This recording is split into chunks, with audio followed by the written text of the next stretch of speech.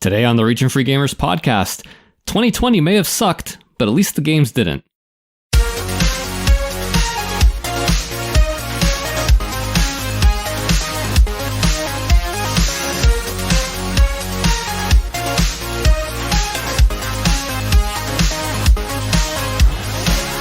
Welcome back, everyone, to a very special episode of the Region Free Gamers podcast. My name is Ozzy Garcia, and I will be your host for the day.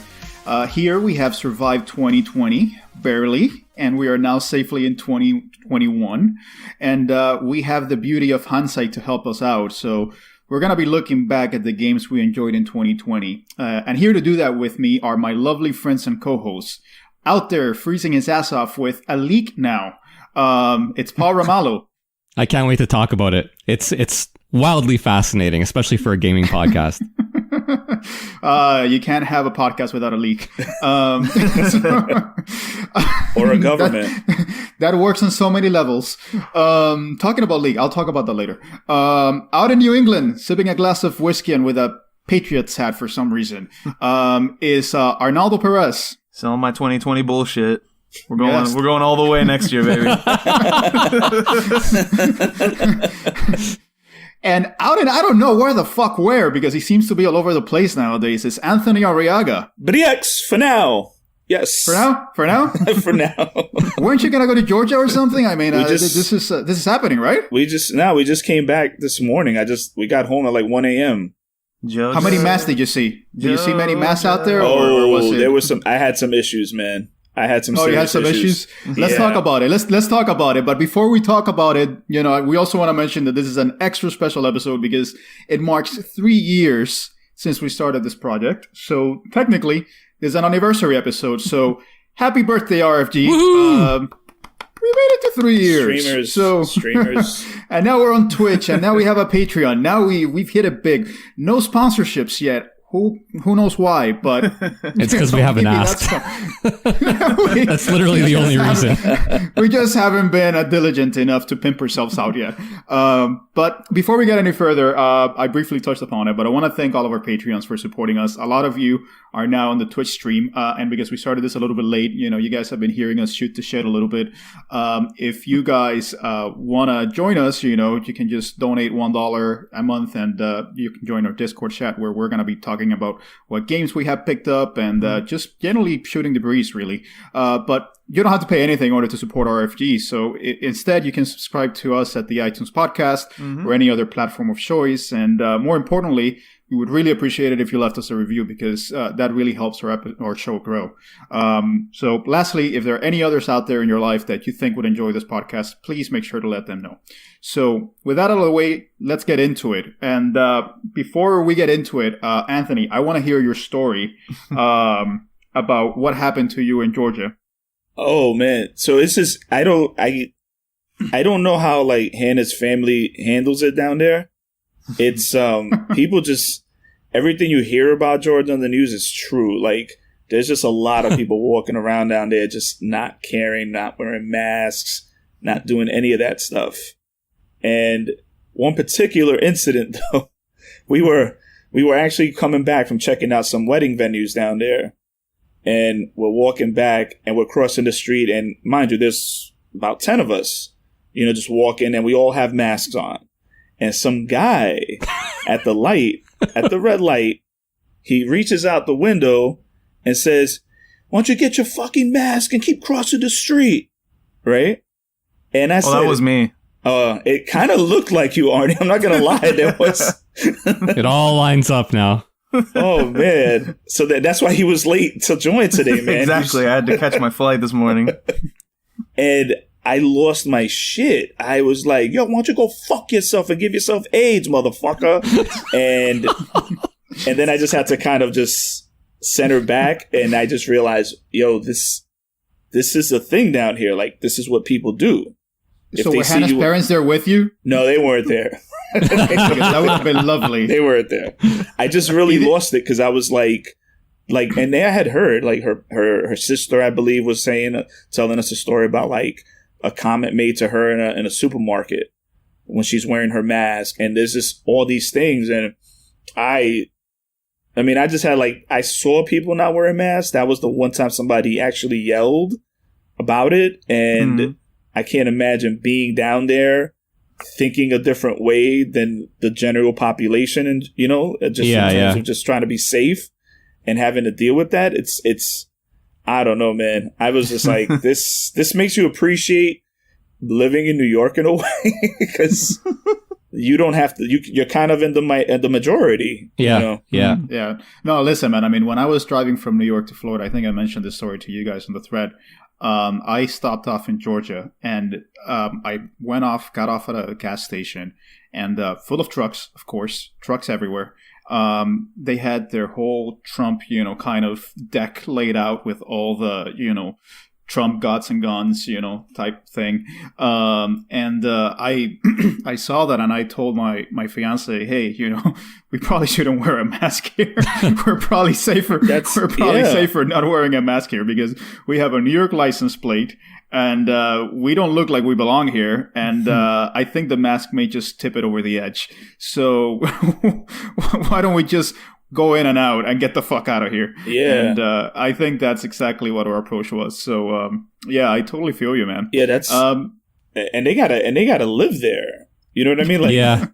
They're well, I would have loved for Hannah's parents to have seen this, because either they would have said, fuck this, our daughter is not getting married to this guy, or they would have said, man, we chose right. I mean, he's good. You know, this guy's not gonna take any shit. I just don't understand why people insist on getting into other people's business.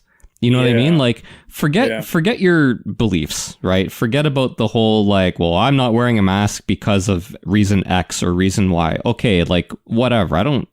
That's fine. If you want to take the risk and pass it on and so on, you know, that's one thing, right? I don't agree with it, but that's one thing. Right.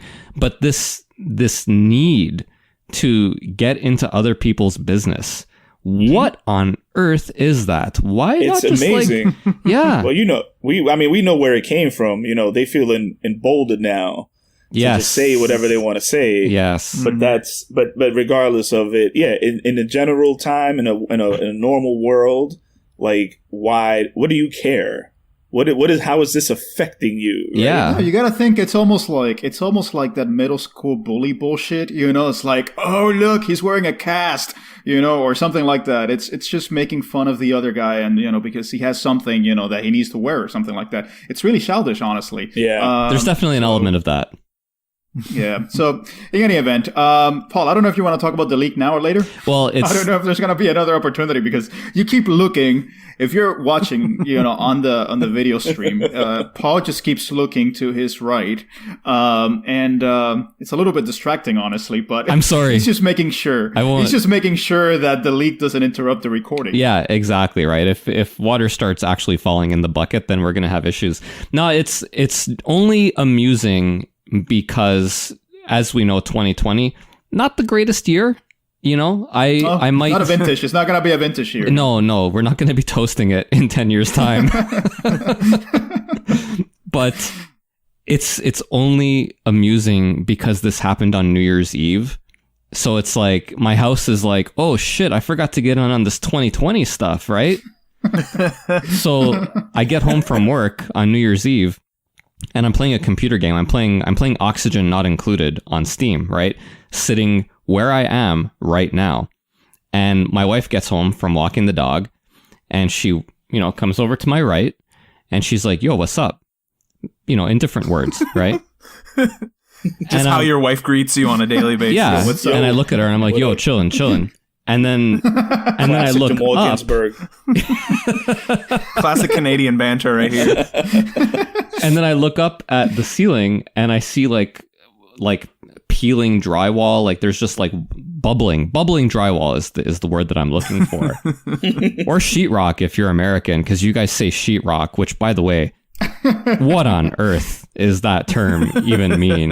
Sheetrock. Without getting into too much of, you know, this digression, honestly, Americans have just like the simplest and dumbest names for everything. Oh man. And I'm not gonna get on an American bashing. No. We're not gonna do that. We're not gonna do that. But we can agree, you and I, that sheetrock is just dumb. What the fuck does that mean? Well, later, Ozzy will meet up in the foyer and we'll talk about all the weird American pronunciations for things or their weird words. Anyway, so I'm looking up and I'm like, oh, fuck, right? So I immediately stop playing the game. I crawl into the attic. And guys, this attic is not like... This is a Canadian attic, right? You might have this you might have this view of attics from TV as this place where you can walk around freely and you store old things that you don't use anymore, right? That's not how it works up here. Up here we have basements for that, right? Our attic is the home of insulation and very low height, right? So what I'm doing is I crawl through the hole in our closet into the attic, and I'm crawling on the rafters the whole time because below me it's just rafters and insulation, and you can't step on the insulation because if you step on the insulation, there's a chance you just go right through the drywall, aka sheetrock. Clark Griswold. Yeah. So Clark Griswold moments. So I'm crawling through there, and I'm looking for the leak. Eventually, I find it. And it's actually not like a leak in the roof per se. There is a shit ton of ice in my attic that's been built up. I don't know why yet. This just happened like a couple days ago. We're recording on January 2nd, and it was December 31st that I discovered this. So for the past 2 days, my wife and I have been taking shifts, going up there and dropping towels to like sop up the water because it's starting to like seep into the house and do actual damage, right? So we've been going up twice a day, just like replacing towels over and over and over again. And because it's, New Year's, now it's the weekend and nobody here in Whitehorse works on the weekends, we're going to have to wait until like Monday or Tuesday to get some kind of insulation / roofing contractor to go in there and have a look and see if there's anything we can do to mitigate it. But holy crap, man, I'm like, you couldn't wait till like January 1st, could you? Like it just had to be December 31st of the year of our Lord 2020 for this bullshit Look to at it on happen. the bright side, Paul. Look at it on the bright side. If it was in January 1st, you would feel like, okay, my year started off shitty. Right. So now you can just keep this as part of the 2020 shittiness and just keep 2021 fresh and pristine. That's true. I don't disagree. I appreciate the effort, Ozzy. You are a bright ray of sunshine on an otherwise cloudy day, but this situation I've never now, been called that, but thank you. You're welcome. But now this situation is leaking, into 2021 and starting to like ruin that year. So yeah, like basically I have to keep an eye on it right now because if it starts leaking into the bucket that I have set up, it's going to start making this bucket dripping noise during the episode. And if I edit that and I hear like dripping water, I'm going to lose my mind. Because I can't deal with that. It'll be a nice background noise. It'll be a nice like little rhythmic tempo keeper. It could go one of two ways. It could either be a calming waterfall or a Chinese water torture. Like there's no middle ground here for that. There's no in between on that. No. But yeah, man, that's 2020 for you. I've got gigantic amounts of ice buildup in my attic, and we're not 100% sure why. Well, with that story, just to remind everyone, what we usually do every year is that we talk about the games that came out in 2020. We talk about the year that was. We all know how 2020 was, so I don't think we have to remind you. But usually the way we do it is that we have our favorite game of 2020. We have the favorite game that we played in 2020 that was not a 2020 game, and also our biggest disappointment. So the way we're going to do it is we're going to start with talking about the game that didn't come out in 2020 and was our favorite game of the year. And then we're going to talk about our biggest disappointment. And then lastly, we're going to close out with our favorite game of the year. But before we get into that, I just want to kind of catch up with everyone since it's been a while since we've all been on. So Arnie, since you were a little bit late to the party, what's up, man? Well, how was 2020? Happy New Year. Happy New Year, by the way. Hope 2021 brings you better stuff. Not a championship, though. But tell us, man, what's up? How do you feel about 2020 now that it's done? Like many people, 2020 sucked. I mean, it was bad. It was a bad year. But podcast-wise, it was a great year. I think we did like the most downloads we've ever done. We got to do some crazy good episodes. I had a ton of fun with some of the guests we had on. So I'm just hoping 2021 is more of that, I'm hoping that we keep doing what we're doing and we fucking kill it. But personally, 2020 was hard. I mean, I work from home, so I was able to work. you know, so that's, I can't really bitch beyond that because I know some people have it way worse than that. Yeah. And as far as gaming goes, I got to do a ton of it. Like, I think I finished like 36 games last count, which is like, yeah, I mean, it's more than I've done in a while. And we had some good releases that I'm sure we're going to talk about. I haven't done that since I was 12 over the summer. So you're living your best life, Arnie. You're living your best life, man. But I agree with him, though. I think, I don't know, man. I had a lot of fun with gaming this year, and hey, a lot of it is because I had extra time, right? I had like 6 months sabbatical, and I had some extra time at home with which to game. But I thought this was a really fun year, personally. That's good. I mean, Arnie, do you have any kind of, things you want to do in 2021, particularly with the podcast, or is there anything that you're really looking forward to? Anything that you can kind of look into your crystal ball and say, this is something that I think we're going to be able to do this year? Yeah, I mean, off the top, like the 100th episode is coming up. I think this will be episode like 96, 97. So that's going to be, I mean... That's going to be crazy. Yeah. Like the fact that if we make it, I mean, knock on wood, that we don't implode on this episode. We don't all die in a plane crash or go on a vacation. That a torrent of water doesn't come and kill Paul. We decided to do a destination podcast all on the same plane. Listen, I think we should all be safe. We should all be safe as long as we don't go on vacation with Paul. Like, that's the only thing we have to. It's true. That's the only thing we have to avoid. But that, getting bigger guests, like every year, the thing I look forward to the most is who are we gonna fucking bring onto our insane podcast this year. You think we're finally gonna get Miyamoto-san? Is this gonna be the year? We're gonna have to do some negotiations. I think. Is this the year where I tell him straight to his face my feelings about him? I don't think Miyamoto's this year, but I think we could get Sakurai. I think we could get Sakurai or Kojima. I don't think that guy has time, man. I'm aiming big. I know, right? He has time for everything, sleep, man. I'm sure he'll be working on Smash as he's talking to us. That's what he'll do.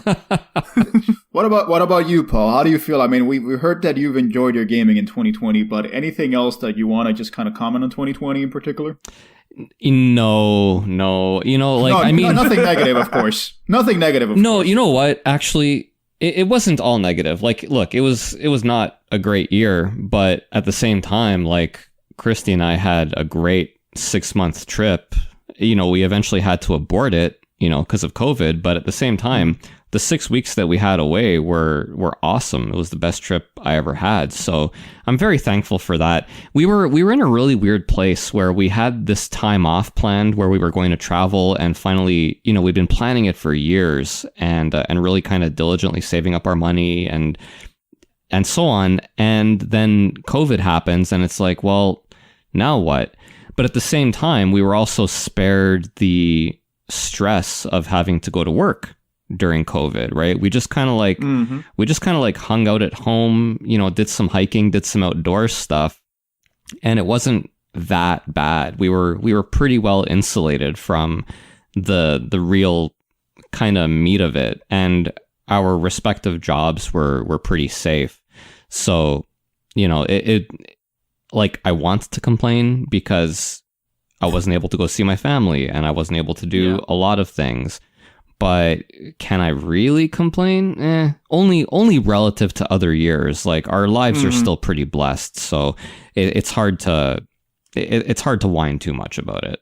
And listen, on the upside, Paul, the fact that you had to cut your trip short allowed you to get a racing share.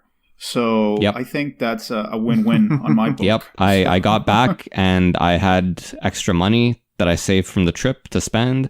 And I made all kinds of depression purchases. New laptop. In some retail therapy. Yeah, steering wheel. Yeah, good times. Anthony, tell us about your 2020, because, man, your 2020 was big. Oh, yeah. You dealt with all this stuff, but you had some changes 2020. It was crazy. Well, first, I just want to figure out, am I Jamal Ginsburg? Like, I don't know. He's the Hasidic homeboy, apparently. And I'm like, wait, do I look Hasidic now? Like, is that what we're saying? Is it the baseball cap? Is this what the image I'm projecting out there? I think so. do we get some privilege out of this? All right, so for everyone that's just listening to this, on the podcast, on your whatever podcast player of choice, we have a Twitch stream, and someone mentioned that we were, let me see, Tim Allen, Jamal Ginsburg, Tim Howard, and some Amish guy. Now, Tim Howard, I got. I assumed that Tim Allen was you, and Tim Howard was definitely Paul. Jamal Ginsburg was Arnie, and I was the Amish guy. Oh, that's that. What I assumed. No question. Ozzy is the Amish. Ozzy's definitely the Amish guy. So maybe. Oh, wait a minute. So maybe. Okay. So Arnie's Jamal Ginsburg.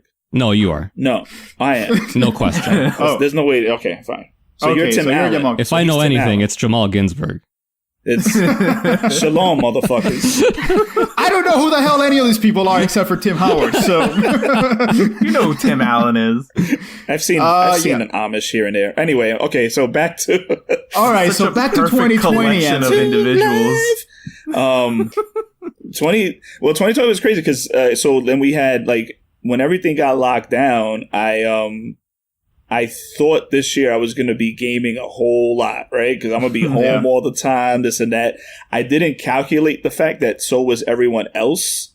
Everyone else was going to be home. There was going to be no downtime. There was not going to be a time for the kids weren't on something. They're in school. Yeah. Hannah's at work. I'm remote at work. So it turned out to be the less gaming year of my life for the most part. I like that Anthony is like 2020 was great except for all that human interaction I had to do. Like fuck that, man. Jesus. Like who are you humans? But I did. No, honestly, one of the things. I mean, I'm gonna have a difficult time going back to meet people in person. Like honestly, I'm antisocial by nature, which is why I have a podcast. I don't, our listeners don't respond. So for the most part. So I just get to talk. So I was telling my fiance, like, I'm gonna have an adaptation phase after this. It's gonna be hard. Man, I mean, it was crazy because I was home consistently for about 3 months, and I got to live out my dream of what it would be like to not have to work for 3 months. Right? I always thought, if I leave my job, I'm gonna take a hiatus and just chill for a minute. So I kind of got that out the way while still having a job. Mm-hmm. So this is helpful. If I ever have to look for another job, I don't want any more downtime. I've experienced it already. Yeah. But Anthony, I mean, we also want to congratulate you. Your divorce came through. So whoa, congrats. Yeah, that's a big talk one. about jumping right on the horse, right? And not only did your divorce came through, but you got engaged right away. Is that not the most Puerto Rican thing ever, man? Yes, that is a 10 out of 10 on the scale. Well, so the more things change, the more they stay the same, Anthony. So there was the summer and everything, and everything kind of come October, everything kind of like lined up real nice. Yes, my divorce did go through, it got finalized, but it's been pending for like years, and I know I've spoken to you guys. I know. Ozzy, I've spoken to you in detail about like strategies. You've spoken to me on a legal basis. Yeah, you've consulted me on my professional time. Yeah, I got free advice. Celino and Barnes, man. So that got done, and then I was clear to. Well, I mean, you guys know I had bought the ring like a year ago. Mm-hmm. I thought this was gonna go down last year.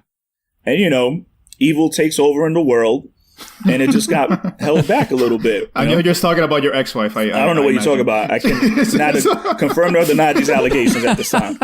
That's one thing that Ozzy taught me. Say that no matter what. So, Ozzy's just Better Call Sauling Anthony's entire life. So once I found out that was all done and everything, I finally had the ring. My mom was like stashing it. For a year. Yeah, because you can't be trusted to keep the ring in your possession, honestly. No, I couldn't. And I'm glad you gave that to your Puerto Rican mom. Well, so they can store shit. And it's not the 80s anymore. She ain't partying anymore, so I can trust her now, So we so we went to the Poconos. We planned a trip with my family. It was like a traditional thing. We would get like a timeshare. And everybody would just hang out for like Thanksgiving or something. So that's when we got engaged. Yeah, I'm fianced. Nice. now, you know? Yeah. And in your 40s, you got fiancé. nothing more Puerto Rican than that, man. I've got. The only thing you're missing is that you're gonna have another. Respect the flag. You're gonna have another kid at 65. That's gonna be complete, and then you're gonna say you have lived a full Puerto Rican life. Well, that's it. So that your sons right now have like a little brother they had to take care of when they're in their 40s. Basically. Well, I mean, that's what's gonna happen, right? I'm gonna be a grandfather and a father at the same time, you know. So gotta get my stripes. So your grandkids are gonna be, your uncle's, caretaker, their uncle's caretaker, basically. Yeah. So you're gonna live a good Puerto Rican life, Anthony. I see it. It was funny. I have friends that are exactly like this that you're describing right now. And I don't mean to be. My culture is not your costume, Ozzy. Yeah. I don't mean.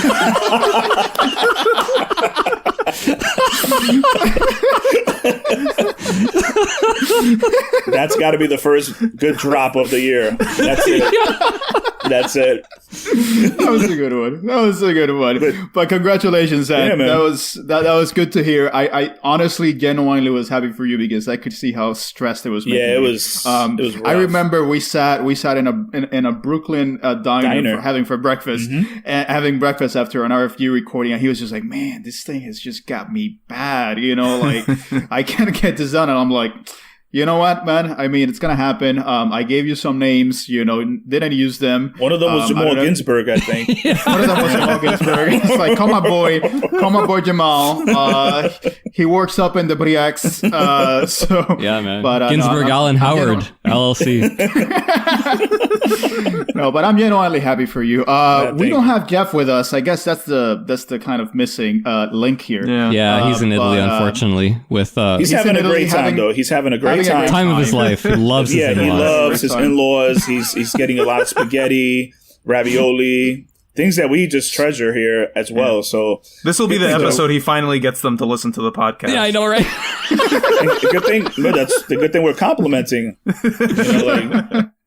Yeah. They're just hearing. They're not seeing. So Well, just to round it out, it's been a shitty year for me.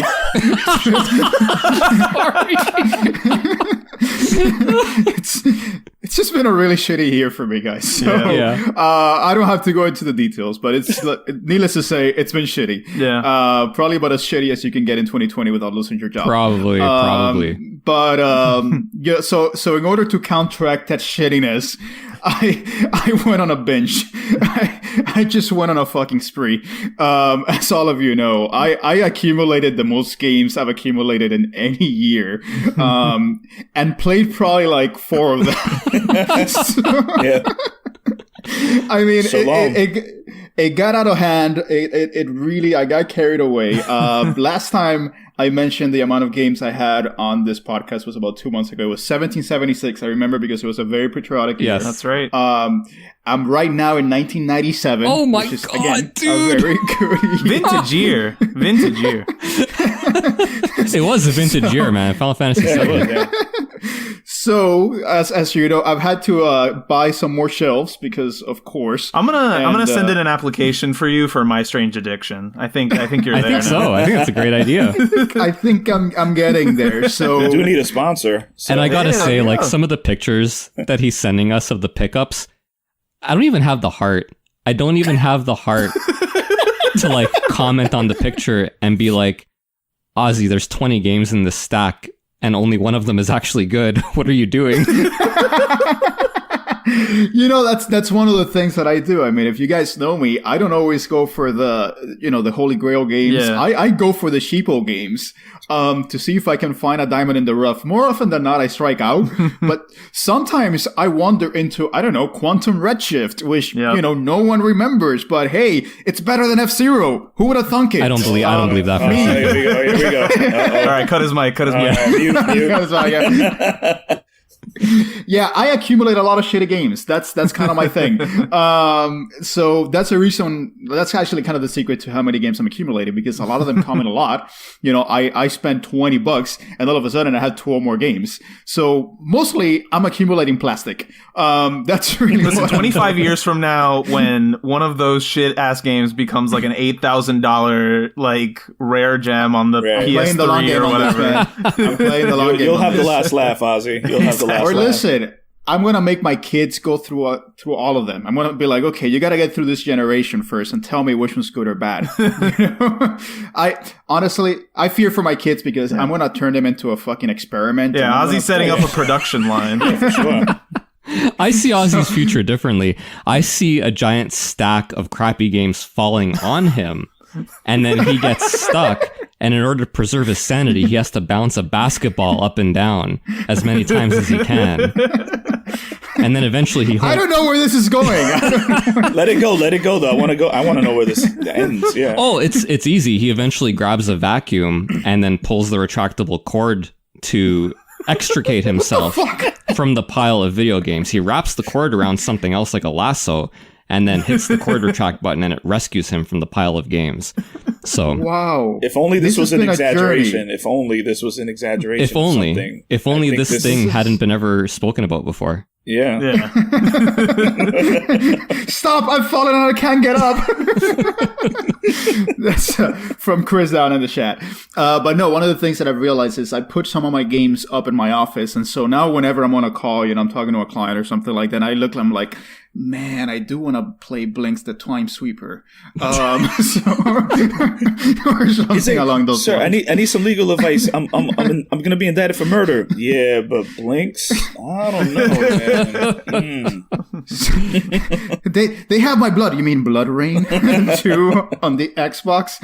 So, anyway. Sir, I've come seeking your legal advice. I can't pause. I'm in a cutscene right now. You need to wait. I can't do it. Oh, yeah, I can't. Fuck, dude. If he pauses, charging you for this. Don't worry.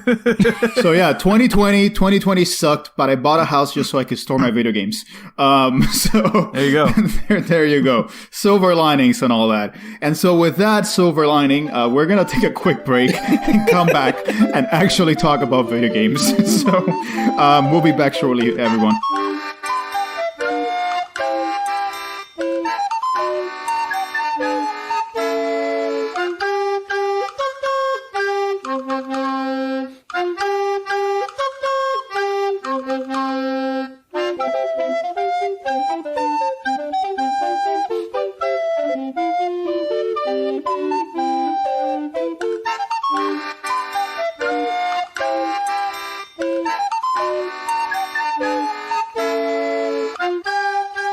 All right, everybody, and with that shit show of a segment behind us, we are going to start talking about video games, and in particular, the video games that we played in 2020 that we loved, but that didn't come out in 2020, which, if you know us, that's probably about 95% of the games we play. Unless you're Paul. Paul usually plays a decent selection. I try to balance it out. Yeah. No, Anthony's probably the one that plays the most recent. Yeah. Anthony's like our hype man. Anthony's like the one that gives us that gamer cred, of like playing games that are actually timely. So I'm really eager to hear his picks whenever the time comes. But before we do that, I just want to mention that Jeff, again, is not here. Yep. He's enjoying a very lovely pizza right now as we speak. And listening to Andrea Bocelli while he sips on a fine wine. Not envious at all, not jealous. But, you know what he's doing after he sips pizza? After he sips wine and eats pizza. He puts it in a blender. Listen, I'm not against that. If you could be one thing in life, you should be efficient, guys. It's true. Well, what Jeff is doing in between bouts of delicious pizza is playing Factorio, which happens to be his favorite game of 2020 that didn't come out in 2020. And as you guys know, Paul we've talked about Factorio quite a lot. Rightfully so. So, Paul, do you have any last words on Factorio so that we never bring up this game ever again? I don't have anything to add that hasn't already been mentioned on the show. I will say that I gave it to my nephew for Christmas. Why? Why would you do that? Because I hate his dad. and I want them to suffer through their son's addiction to this amazing game. All right, so Anthony, tell us about your favorite game of 2020 that didn't come out in 2020. That's always a mouthful. I hate. Yeah. I mean, I'm gonna get to this in a minute, but I mean, I'll get to it later. But I have to say, Beat Saber. I finally. God, so another repeat peak from last year. This is like the third year that Beat Saber. I know, right? Right. But this is so I finally just purchased it last week, right? And for the Oculus. And yeah, and are you sure this is just not some recency bias, Anthony? Like dig deep. Is this really the game? This is because, like I said, I played like a lot of recent things this year. I really didn't have time to like really do a lot of soul searching for other games from previous years. But like, it really things picked up gaming wise for me like since Christmas, really. Yeah.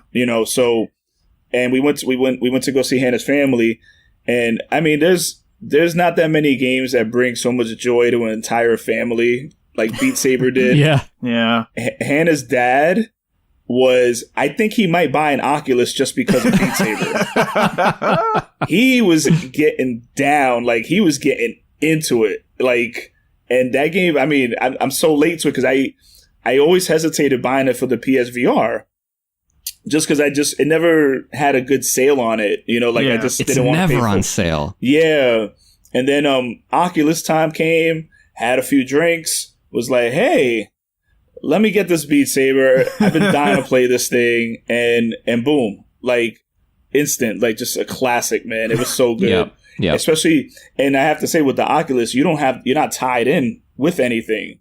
There's no cables holding you down or anything. So you can move around as much as you want. Yeah. It's freaking glorious, man. Damn, dude. And the PC, like I have the PS version. And look, if you have to go with the PSVR version, it's still great. Like I'm not shitting on the PSVR version, but if you have it on PC, there is a world of user generated content there. Yeah. That is not available on the PS4. Or you know what? To be fair, I don't know actually, because it's been a couple of years since I played the PC version. Maybe they cracked down on the user-generated content somehow. But back then, and I would imagine now as well, there is a ton out there. The last time I checked, you could play like all the Persona 5 songs on Beat Saber if you were on PC. Awesome. And I like, now to be fair, it was user-generated and it was kind of shitty. You know what I mean? Like the music's good, but the actual but the option is there. But the option is there. That's the point. Yeah. Like Hannah's sister and her husband, they were telling me like, that I guess they have a friend that has the Rift, and they were playing Beat Saber on that. And he was saying that they just go and download a bunch of songs, like just like back in the day, like it's like some Napster level type shit. Yeah. So gotta hop on LimeWire real quick. Yeah, and I wasn't sure how it worked. I wasn't sure if it was the actual songs or if they did something. But on PC you could kind of get away with a lot of different things anyway. Exactly. But if they left that like little back door open within the game for you to be able to do that stuff, that's pretty cool. Yeah. But man, that game, I'm telling you, man, it was hysterical. Dude, if you could pick one song for it, what would you pick? Oh, I downloaded the Timbaland pack because I just needed some hip hop stuff. Yeah. So I needed something. I needed something to just Ginsberg myself with, I mean, and Timbaland is known for his drum, his drum samples. And so I imagine that it plays well. Yes, that's the thing. Like, and especially watching my father-in-law do it, he was moving. Like, he wasn't just like this. He was just like going like this, and just since you have that freedom with the Oculus, and not only that, but he's a white Southern gentleman. Yeah, walking out to Timbaland. I'm telling you, there was a steady conversation where the next time we go down there, everyone might have an Oculus Quest with them that we might be able to do some serious multiplayer stuff with. So, yeah, man. All right. Congrats to Beat Saber on the three-peat. You join many great dynasties. Every year, man. That's an absolute dynasty. It's like the Patriots, but people like it. Well, this is the year Beat Saber took me down. This is the year it took me down. Like waiting for that sale, man. It never came. All right, so Paul, tell us, what was that game for you?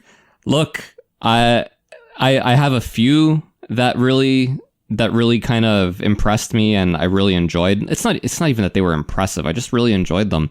Banner Saga was so much fun and so different and really, like, I don't want to call it an emotional experience. You know, it wasn't quite that, but it had a much deeper story than most games that I've ever played. And it was a lot of fun. Trails of Cold Steel 2, I finished this year. It probably would have been my pick, but for the fact that it had like an extra 20 to 30 hours on the end of it, that really pissed me off. Like, I can't tell you how frustrating it was to play that game. Think that I was done with it. Think that I fought a final boss. And then still have another like 20, 30 hours. I'm like, when the hell is this game going to end, right? It has no respect for me. I think there was a stretch of like 3 or 4 days where I would get one message from Paul being like, this game is still not over. After he had sent me a message like 4 days ago, like, I think I'm almost at the end. Like, I think I'm going to finish it tomorrow. And then it's like, it's still not over. Is it kind of like Return of the King where you think it's going to end and then it has like 10 different endings? My God. And the white screen that comes up and people start leaving the movie theater. Oh, wait, no. Oh, wait, come right back. But other than that extra, content, which I guess most people would be happy with, but not me. It was a great game and I thoroughly enjoyed it. I played it almost every day, like clockwork. But guys, no surprise, I'm with Jeff. My non-2020 game of the year is Factorio. No! And you guys are shaking your heads, but like, no. It's amazing. It's an entirely new gaming experience that I hadn't tried before. It is completely absurd. The fact that one could get so much joy from conveyor belt placement it's completely absurd. Completely absurd. My wife and I were in Japan. I guess we all have a middle manager in all of us. That's really what it comes down to. I guess so. I mean, maybe that's my dream. But I remember my wife and I were in Japan, and we were at our first day there. We were in Sapporo, and we went to a chocolate factory, right? Because it was just kind of like an acclimatization day. It was our first day there, and we just kind of wanted to chill, and we just did something random. We went to a chocolate factory, and we were kind of touring the area, like you're in like this level, like a floor above the actual factory area. And there was like this beautiful maze of conveyor belts all over the chocolate factory. And I was in love. I looked at these conveyor belts in this chocolate factory in an entirely new light, an entirely new appreciation that I would not have been able to experience. Yes. If not for Factorio, I would not have fully appreciated the efficiency of that chocolate factory. I was very impressed. Factorio has given me so much more than I ever thought it would. If you ever come visit me, I'll take you to the Cape Cod potato chip factory and you'll have as many conveyor belts as your heart desires. I can't wait. Listen, Paul, I have a plane ticket to Cuba just waiting for you because you'd make a great communist manager. Central Command. You make it there. You make it there. I think you can make it there, Paul. You can make it anywhere. All right, pretty sure. Arnie, tell us about you. So yeah, like I said, I had a chance to play a lot of games, and I think it's because I finally unlocked Steam in my brain. I'm like accepted the fact that I can play games on my computer now. I'm so I had there. a lot there. I'm getting there. Yeah. Starting to. I had a lot of catching up to do. So I played a bunch like Paul that I really enjoyed. But the one that really stood out was not on PC. It was back on the good old console. Chibi Robo for the GameCube. Really? Undoubtedly, yeah. I love this pick. I absolutely love this pick.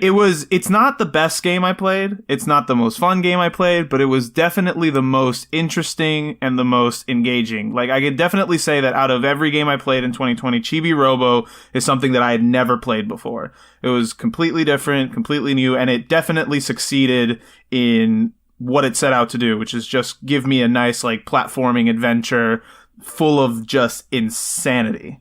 Well, I didn't participate on this episode where you talked about Chibi Robo, so it was kind of a missed opportunity. But I just love how all these games they flow from the same group of developers. Yep. And that's Love the Lick. And they just released Moon Remix RPG Adventure this year, which it hadn't been localized. It came out in 1997 on the PS1. Yeah. So just came out on the Switch. It was just translated. So definitely make sure to go pick that up and support those guys. And all these games just flow from that particular game. So Shulip, Chibi Robo, there's this game called Indonesia, Giftopia. And now they have this particular team that they release Blackbird. So I know Chris, our listener from Retro Hangover, he's a big fan of Blackbird. And they're also coming out with a new game from the guy that did Moon Remix RPG Adventure. And it's going to be his last game. So I know Chibi Robo is kind of dead now. But I just kind of love like all this quirky slice of life kind of games. But the life is just kind of surreal. And they have this mixture of happiness and sadness. It's kind of cute, but it's also really sad at parts. A major plot point in Chibi Robo is that the husband has indebted the family by spending way too much money on robots, and they're like actively going through a divorce for like at least the majority of this game. At least he didn't spend it on alcohol, So a little close to home there for Jamal. Been there, bro. But you spend most of your time, being a happy little robot, cleaning messes with your toothbrush and, meeting pirates and doing all sorts of crazy stuff. Would you say, Arnie, that this is a game worth the price of entry? That I would not. I would not say, because I think I don't know what it's at now, but it was like $80-ish the last time I checked. Like 120 or something. I think it's like, over 100 now. No, I would not say that. I would say maybe if you went online and, just happened to stumble upon a computer program of some kind that could operate. Since I couldn't call you guys out, live, I will call you guys out. There's this thing called Dolphin Emulator, and it's one of the best emulators out there, and it plays GameCube games perfectly. Just, if you happen to go on a website and find, just happen to find yourself Dolphin Chibi Emulator. Robo. I don't know, man. It sounds like fake news, honestly. Wasn't that that was the development name for the GameCube, right? Yeah, that's right. So I would definitely say play it if you can, but do not try to go out of your way to buy a physical copy unless you really want to for some reason. But it's just a fun little game. I think my runner-up was going to be Until Dawn, which I had a blast with as well. Yeah, and that's much more affordable if you want to play it. and a great couples game. Yeah, so I played it with my girlfriend, and she loved it. It was a blast. So I hear our lovely friend Miko is making an guest appearance, cat appearance on the episode. So if you guys hear a cat, you do. Anthony. Okay, you do hear that. Okay, I was waiting for the next break to open the door so you can come in. Ironically, I would have just cut it out, but now I'm going to leave it in. Thanks, Ozzy. Yes, of course. So Arnie, one final question. Is this a game that, you kind of have to give it some time for it to grow on you, or, is it just kind of like it hooks you right away? Chibi Robo, you mean? Yeah. I mean, that's what we're talking about, right? Yeah. It's definitely a game that I think will grow on you. I think because it's something that you'll know within like the first maybe hour of playing it if you're going to enjoy it, because the game wastes no time in getting weird. Like right from the beginning, it's like, bam, here it is. It's insane. Like, here's what you have to do. And if you like that kind of stuff, like if you like exploring a lot, if you like, sort of planning out your days, because you have like limited amounts of time before you have to like recharge your batteries or whatever. And you go out at night and you go out during the day. Some things only happen at night. Some things only happen during the day. And you can sort of buy items that'll help you extend your time and whatnot. So it's a very much like you have to plan out what you're going to do and what you're going to try to achieve every time. I love this. Yeah. Everything you're saying. So some people really enjoy that, but some people I feel like are like don't like that. But Chibi Robo makes it very easy for you to achieve all the stuff. When we're offline, let's, whenever I finish it, let's trade temporarily. Of course, I'll give you Path of Radiance for a time. Okay, you can give me Chibi Robo for a time. That sounds like a trade to me. We can play expensive GameCube games. That's right. Of course, not permanent, but just so that we can get to appreciate each other's games. There you go. All right, so I guess that leaves me. Sure does. I guess it's no surprise for me either. Guys. fuck, I love Dark Souls. I knew it. Like, honestly, I was going to talk about another game, but then that game ended up being my biggest disappointment. so you're going to hear about that game in the disappointment session. But God, I put so many hours into Dark Souls, and it was such a great experience. You know, Josh Ninja Artorias, who joined us on that episode, was just such a good, kind of mentor, to walk me through that. And, he just kind of like opened up my worldview. It's just, I feel like once you join the Dark Souls Club, you're part of a cult. And, just like the Factorial cult, like, they have their own kind of thing. They're a lot more efficient. I'll give you that. And honestly, I'm just like, I know that I don't have time, but I just want to go back to that game again and just play it like as a sorcerer or something and just kind of fuck around with the game, And I want to like get through Dark Souls 3. Like, I know that I got Jeff to play all of Dark Souls again after our episode. Like, I got him so pumped up about it that he played the whole thing through again, which was absolutely lovely. I love the fact that, I made him play a game that he had already played once more. And then he went straight through into Dark Souls 3, which is the same thing that I wanted to do. And I started doing it. And then I realized, oh my God, I'm really stressed again. Like, I need a break from this. My stress level is just too high right now. So, next year, or I guess this year, Dark Souls 3, I'm probably going to spend a ton of time on it as well, so I can get through all the DLC and everything that comes along with it. So, love that game.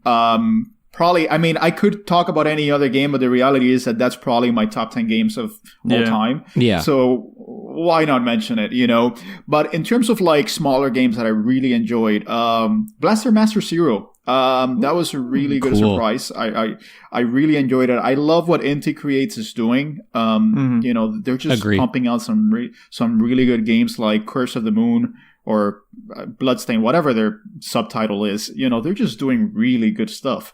So Blaster Master Zero was just a really good experience. I think it captured the feel of the original NES game very well. But it expanded upon it enough, that it really did feel like a true sequel to the original game. And I have Blaster Master Zero 2 now that I hope to play as well. So that was a very lovely surprise. I'm looking forward to a lot of games. Like I said, I piled up a huge backlog. Probably one of my New Year's resolutions is to play more on the Switch. So I'm heading to North Carolina tomorrow, actually. And so the only thing I'm going to take is my Switch with a bunch of carts. So cool. I'm looking forward to playing through East Oregon, one that I started and I really started to dig. So that's one of the ones that I'm probably going to try to get through. But yeah, I mean, Dark Souls, man. Long time, all time. It's going to be there. Are you going to play the Demon Souls remake on PS5? Whenever I get a PS5, whenever that happens. Okay. I tried, my fiance tried to get me one for Christmas and I was like, you better not fucking spend more than $500. Yeah, I know, right? Yeah. Because you know how, your loved ones are, they want to give you something nice and then they end up spending $1,200 on something that you didn't want them to spend $1,200 on. I was very clear. I was like, you better not fucking do this. Have you beat the original Demon Souls? Did you ever finish that? No. I played through about 3 hours of it, and it's just that was kind of like at my early stages of Dark Souls fandom where I was still not quite comfortable with my play, and right now I haven't gone back to it simply because I know it's gonna have to be an adjustment because the game is just a lot jankier than the games that came afterwards. So I'm going to have to, do that, but it hasn't happened yet. And, that's one of the big reasons why I'm not in a particular rush to play the remake because I do want to play the original one first. Yeah. Okay. So, I mean, and that's still there. I can still play it on a PS3. So I'll do that at some point. But yeah, that's it, guys. All right. So we're going to take a quick break again, and then we're going to come back with our biggest disappointment. So I'm really looking forward to talking about this because you might just get an Ozzy rant. Might. All right. So see you in the jump. All right.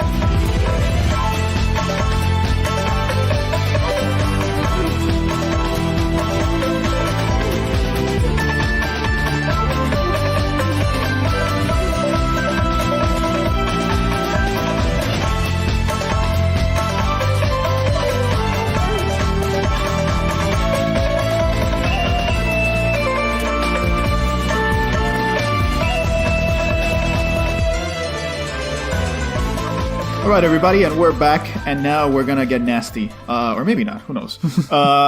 I know that Paul's not gonna get nasty, so let's start with you, Paul. What is your biggest disappointment of 2020? That game that you thought you were really gonna enjoy, or you were really looking forward to, and then you just realized that it was just a wet fart. You know, there's a game, and then there are gaming related situations, right? So I'll start off with the whole PS5 Xbox Series X debacle. Anthony's looking at me like, yeah. But I mean, look, it was bullshit. It was bullshit. They like, especially for Sony and the PS5, at least Microsoft had like, you know, a planned way of going about it. Sony just felt like, we're doing this press conference and it's on sale now. And we're all like, whoa, what the fuck? And then it's sold out. Yeah, they were following in the footsteps of the greatest console of all time, the Sega Saturn. Yeah, absolutely, man. Everybody loves surprises. And it just became, and eventually it just became impossible to get. And I think that might just be indicative of the age we live in now, where everything is purchased online in mass, and scalpers are buying up a significant amount of the stock.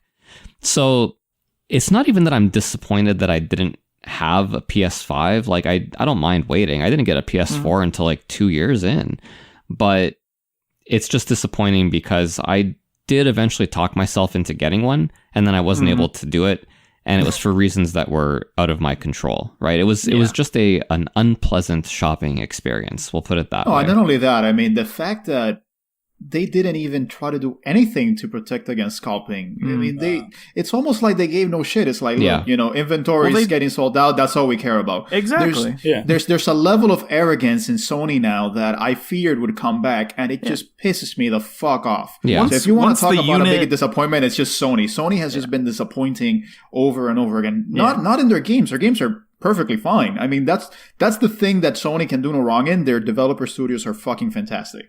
But as a company, I think the fact that so many of, you know, the old hands like Andrew House and Shuhei Yoshida, I mean, they've taken a step back, or they've gone somewhere else.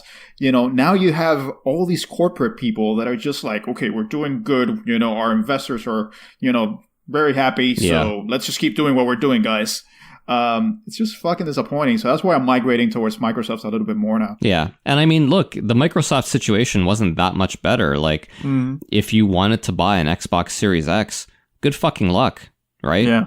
Very similar situation. The stock is getting bought up by people who don't necessarily want the systems. And so it's disappointing. Like, I don't hate on the scalpers. I never hate on anyone who's kind of like working the system in order to get ahead. Like, if using bots to buy up all the stock. I know. Look, it's unseemly, obviously, right? But again, if I'm going to place my rage towards anybody, it's going to be towards Microsoft and Sony, because the ability does exist to prevent this from happening if they have the will to do it. But they don't. They just didn't do it. So that's who I'm directing my rage at, right? Like, it is what it is. And Arnie, sorry, I interrupted you there. You were going to say. No. I was just going to say it's completely a bullshit situation, but it was never going to be any other way, right? Like, it wasn't. Personally, I never expected it to go any other way. Like, we've seen this before with so many other products that have been launched this year and before. And like what Ozzy's saying is true. You know, to Sony, a sale is a sale. Like, they don't care who it goes to. Once the unit is sold, it's out of their mind. Yeah. And it happened with the Switch. It happened with the PS2. I mean, launch releases. I never anticipate getting a console on launch. No. Like, I've never done it. I don't think I'll ever do it. If I ever find myself in a situation where it would be very easy, I would do it perhaps. But you also got to factor in all the other unknowns. Like, you know, is this console going to fail? You know, is this going to be, am I going to be just a glorified beta tester that paid $1,200, you know, to do Sony's job for them? Yeah. So I don't know. But and it's on Sony and it's on the retailers too. It's on Walmart, it's on Best Buy, it's on, you know, all these people who have the capability, and they know it exists. Like, they're very well aware that this shit happens. Yeah. And any other disappointments, Paul? Yeah, the whole Cyberpunk situation, not because I actually wanted Cyberpunk per se. I'm unfortunate. Yeah. I was willing to wait on it, but like the fact that it's kind of okay to release a broken game and try to hide it, like that's the thing, right? Like, they gave out these review copies that weren't necessarily indicative of what the final product would be. Yeah. Also, well, I think the review copies were like anything. locked until like the day before release or something like that. They couldn't send screenshots of PS4 or Xbox. And mind you, these games came out on PS4 and Xbox. Yeah. They did not come out for the next gen systems, and they specifically forbid them from doing so. Yeah. Honestly, this is securities fraud, man. Yeah. This is bad. Yeah, I've talked to some people on the RFG account specifically who have said they've had like a pretty good time with it, haven't had that many bugs, and like for me, the issue isn't really, the game being fucked at launch is it's bullshit. But to me, it's more so the odyssey that we had to go through to get to this point to then just get this, right? Yeah. Like the fact that they delayed for like over a year, they had like major crunch, like a lot of people who worked on this game were being overworked and probably underpaid, all for what we ended up getting in the end, which, I mean, it's never justified, but it's even worse when like you can't even deliver the actual product that you promised. Yeah. No, and it almost feels like gaming's biggest heist, because they started the hype train in 2012. Yep. And so they just kept going with the hype, and they just kept pumping out information that this was going to be the biggest, baddest, best game out there. And then they released it in a broken state, knowing that it was broken. It honestly really just feels very scummy, man. It does. And very unseemly. To me, I mean, the biggest heartbreak here is that I really like CD Projekt Red. Yep. Mm-hmm. I'm a Witcher 3 advocate. Yeah. I love that game. I used to buy up all my games on GOG, Good Old Games, and they're the shareholders, they're the owners of that particular platform. Mm-hmm. It's still a good platform because they're DRM free. Yeah. But honestly, I'm thinking twice now about spending my money on, anything CD Projekt Red related, because it just feels so shitty overall. Yeah. But anyways, any game related, any particular games that were disappointing? Yeah, finally. And Ozzy, I think you share this. Based on what I saw video wise with previews and so on, Sakuna of Rice and Ruin on the Switch specifically. I think you have the PS4 one, but you encountered the same issues that I did.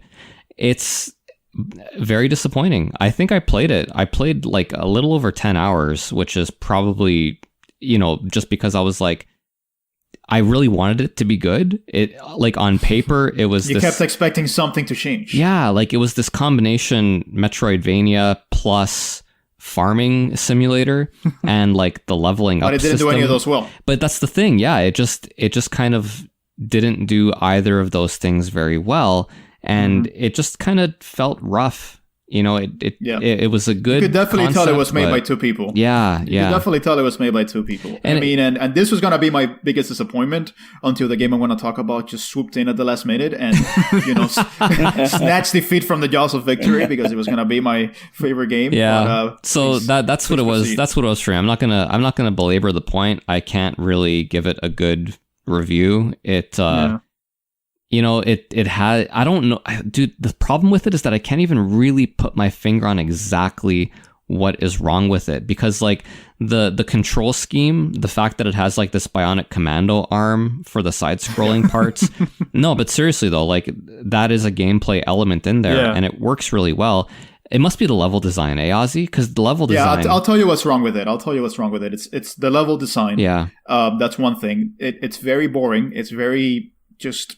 linear, and nothing really to stand out. But more than that, it's just a very bland in terms of its levels. It's the same levels over and over again, and it feels like you're just grinding. Yeah. The enemies don't have enough variety. The game never really opens up into something that has a lot of different flavors. Yeah. It's just kind of like you're getting a very, very vanilla that's not particularly good, and you're going to get it for 20 or 25 hours. Yeah. And that's really where it fails. And then when you go over into the farming part, it never explains its mechanics. It never really explains its systems. So you're just kind of like, poking around in the dark, trying to figure out how to fucking grow your rice. And you don't know if you're putting them far away enough or if close enough or whatever. And you're just like, what the fuck am I doing? Yeah. There's zero like, does it have enough water? Is there no water? Like, well, is this like, too much water? Because it just, the graphics don't look like they're really indicative of what's happening. It's telling me it needs water, but it's just, like you never really get an explanation of Ozzy what the fuck is you're supposed to be doing. pre-gaming his rant. He's revving up. He's revving up. and beyond that, I mean, you have a petulant, main character that maybe she grows into something else, but she's not very likable. No. So you're telling me this game does not get better after the first 10 hours? This is not a Final Fantasy 13 situation. No, not one of those. According to Paul, no. Okay. According to Paul, no, because I quit this shit like after 5 hours. So I have no qualms whatsoever nowadays about dropping a game. Honestly, just the same like with the you book have the series. to. You have to. I have no qualms whatsoever. I mean, people like buy into this and it's like, oh, well, I'm already watching Lost, so I might as well finish it. I am like that. No. Yeah. No, don't do it. Don't do it. I'm 3 seasons in. I have to. What's 2 more seasons to punish myself? Yeah. But yeah, it's like the collector's edition, which I got, man. I mean, it's so beautiful. It's really the well art design done. there, it's so beautiful. Like, I'm just gonna keep it as just like a statement piece. Yeah. It's just gonna be like, okay. It's like, funny because I never heard of this game. Like, not one word until you talked about it. And I was like, oh, thank God. I guess I dodged a bullet on that one. And honestly, the other thing is that the graphics are rough, man. The graphics are rough. Like, the art design is great, but the graphics itself are not great. They're not great, no. It definitely feels like an Unreal Engine type game. Yeah. Like that, needed a little bit more time or needed more hands, man, just to like put the game together, to like give it that much more detail. Yeah. I'm not a graphics whore. I'm not going to be like, oh man, it doesn't fucking run at 60 frames per second. Exactly. But it definitely feels like it needed more time in the oven. But maybe the design itself, was flawed from the very get-go. So that's probably, one thing. So if you want to make that my biggest disappointment, feel free. But no, I'm definitely with you on that. And I figured that was probably going to be the case, Paul. Yeah. But Arnie, biggest disappointment. So mine's a weird one. And it really settled in as I was looking through the list of games that I had played. The 36 of them. Yeah, because I started keeping track because I was like, I think this will help me sort of like organize my thoughts better, and I think it'll be nice to look back and see what I've actually played. I really wish I'd done the same thing, honestly. And I can honestly say, I think I can honestly say that had I not done this probably would not be my biggest disappointment. And it's in the same way that Chibi Robo wasn't necessarily the best game that I played all year. This is not the worst game I played all year, but for me personally, it's the most disappointing, and that is it's Wargroove. It really is. Looking back on it. Yeah, looking back on it, it just broke Paul's heart and his little dog general. It is a good game. It is a fine game. You should play it if you can. But it's not Advance Wars. It does not. No, it does not live up to the Advance Wars legacy for me.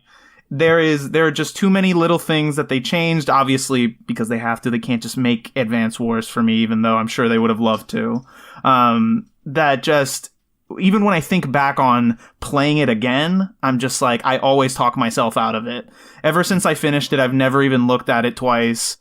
And when I was looking through the list, I was like, oh, Wargroove. And then I was like, I don't. Like, I played it. I think I played it at the exact right time. Like, it was March. Like, the pandemic was just starting. Like, I'd just gotten locked down. I bought it and I was like, loving life because I was home. I was, I thought, hey, I'm going to be locked in for like a month and we're going to be done with this. So this is like a great time to spend the month. Yeah. And now I look back on it like 10 months later, I'm still in my house and I'm like, I don't ever want to look at this game again. That's too bad, man. A lot of honestly, it just makes me wish that we did get a new Advance Wars game even more.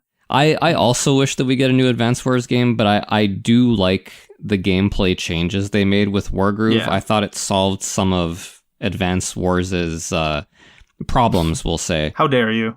But with that said, it's not Advance Wars, and if that's exactly what you were expecting, because that is kind of what they were selling it as, then I can totally see why that would be disappointing. Well, and they got close. They've gotten closer than any other game I've ever played.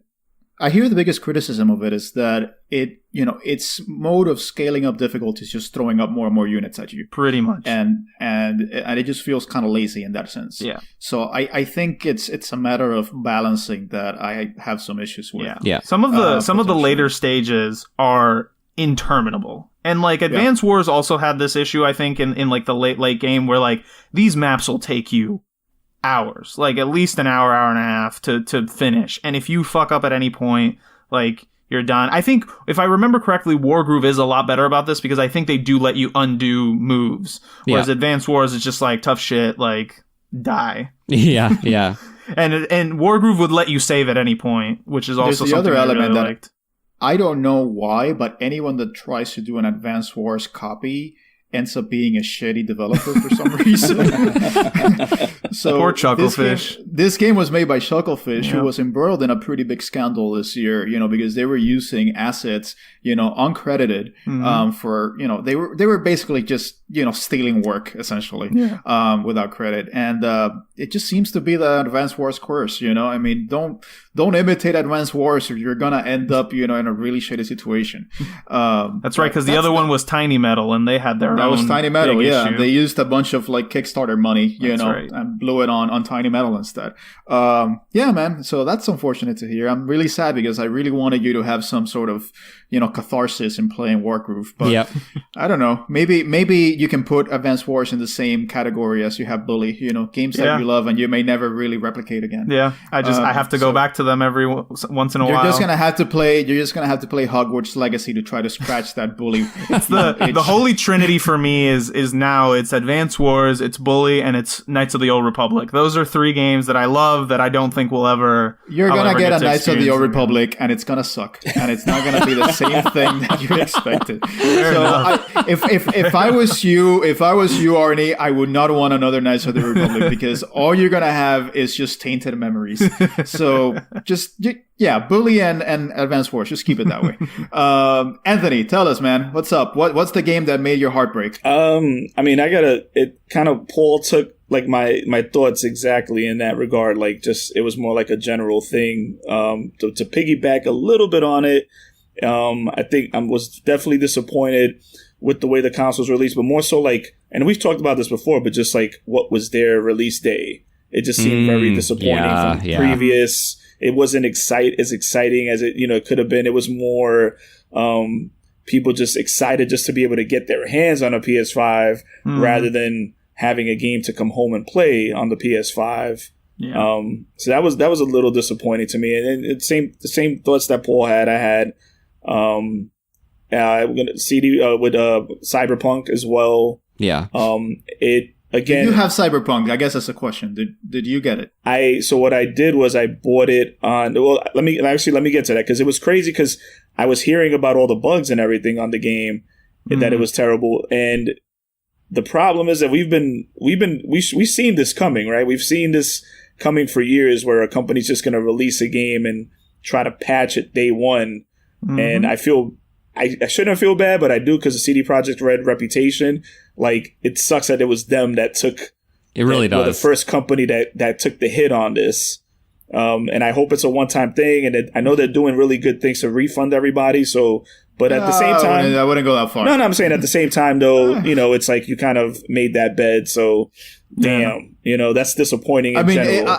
It really rubbed salt on the wound for them to, even before they acknowledge anything about the game, they're like, yeah, we've already made back our money through investments and stuff like that. It's like we already sold like 13 million. I'm like, it was the fuck out of here, man. It was wild to see tweets from them saying, hey, it was the highest selling game of so-and-so. It made this much money. It's like, wow, you should not be. Well, that's why it feels like a heist. Yeah, it feels like they deliberately did this, man. So they were like, we're going to release a broken game. We're going to make some money. Yeah. And then we'll deal with the consequences. And this is, to me, it's just another example of hype culture in the gaming sphere. Like, because this happens all the time. This happens all the time. Like Arnie, don't buy the hype. Yeah. Don't buy the Switch. Don't buy the hype. Like, buy the Switch. Honestly, I always I always feel like such an asshole when I talk about this because I always feel like I'm coming off as like, don't get excited about anything. Have everything be boring. Like, blah, blah, blah. It's like, no, like, be excited. But, like, people get to these levels that, like, even if the game comes out and it's extremely playable and it's good, they're still like, man, this isn't what I wanted. Like, it fucking sucks. And it's like, I feel like you deprive yourself of enjoying something even if it's good because it's not world-shattering fucking perfection that, like,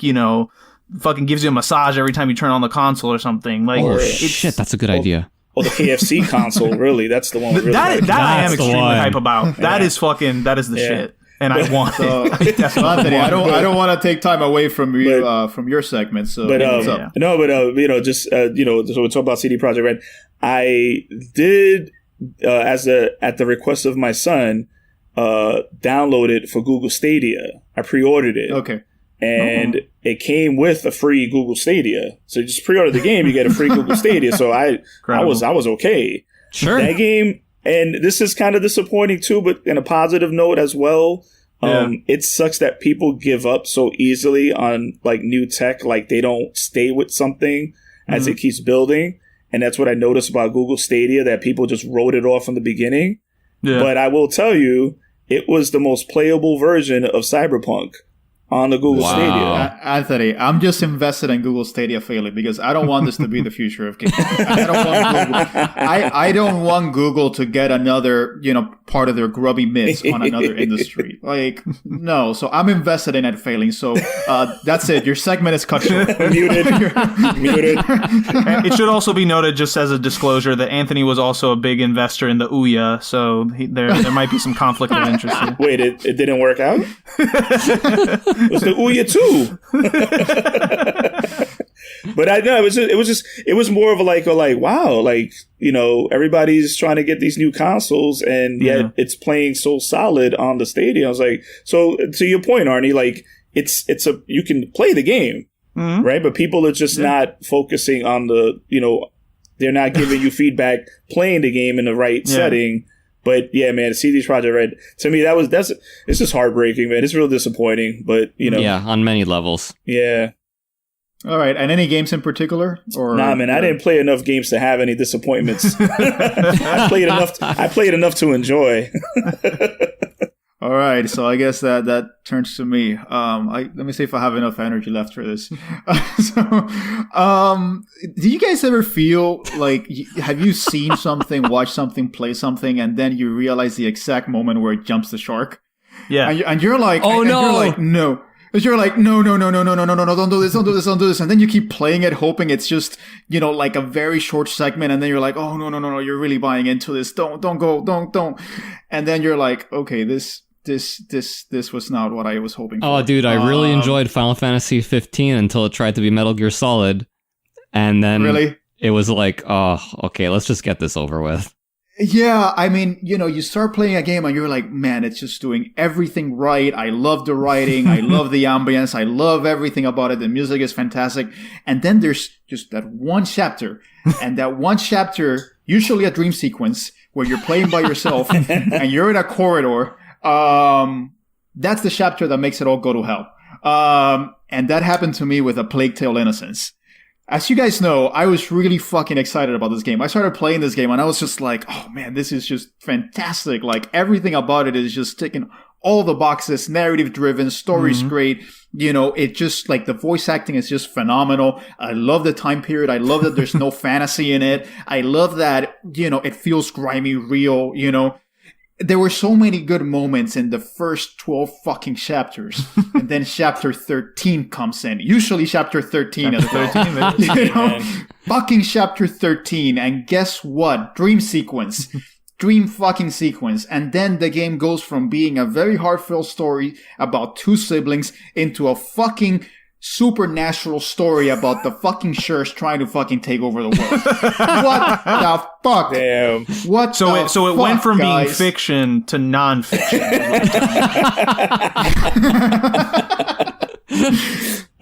Dude, I honestly yesterday I was just playing this and I fucking live tweeted it. Like I sent you guys a message. I was like, oh no, guys, I think this game just went to hell.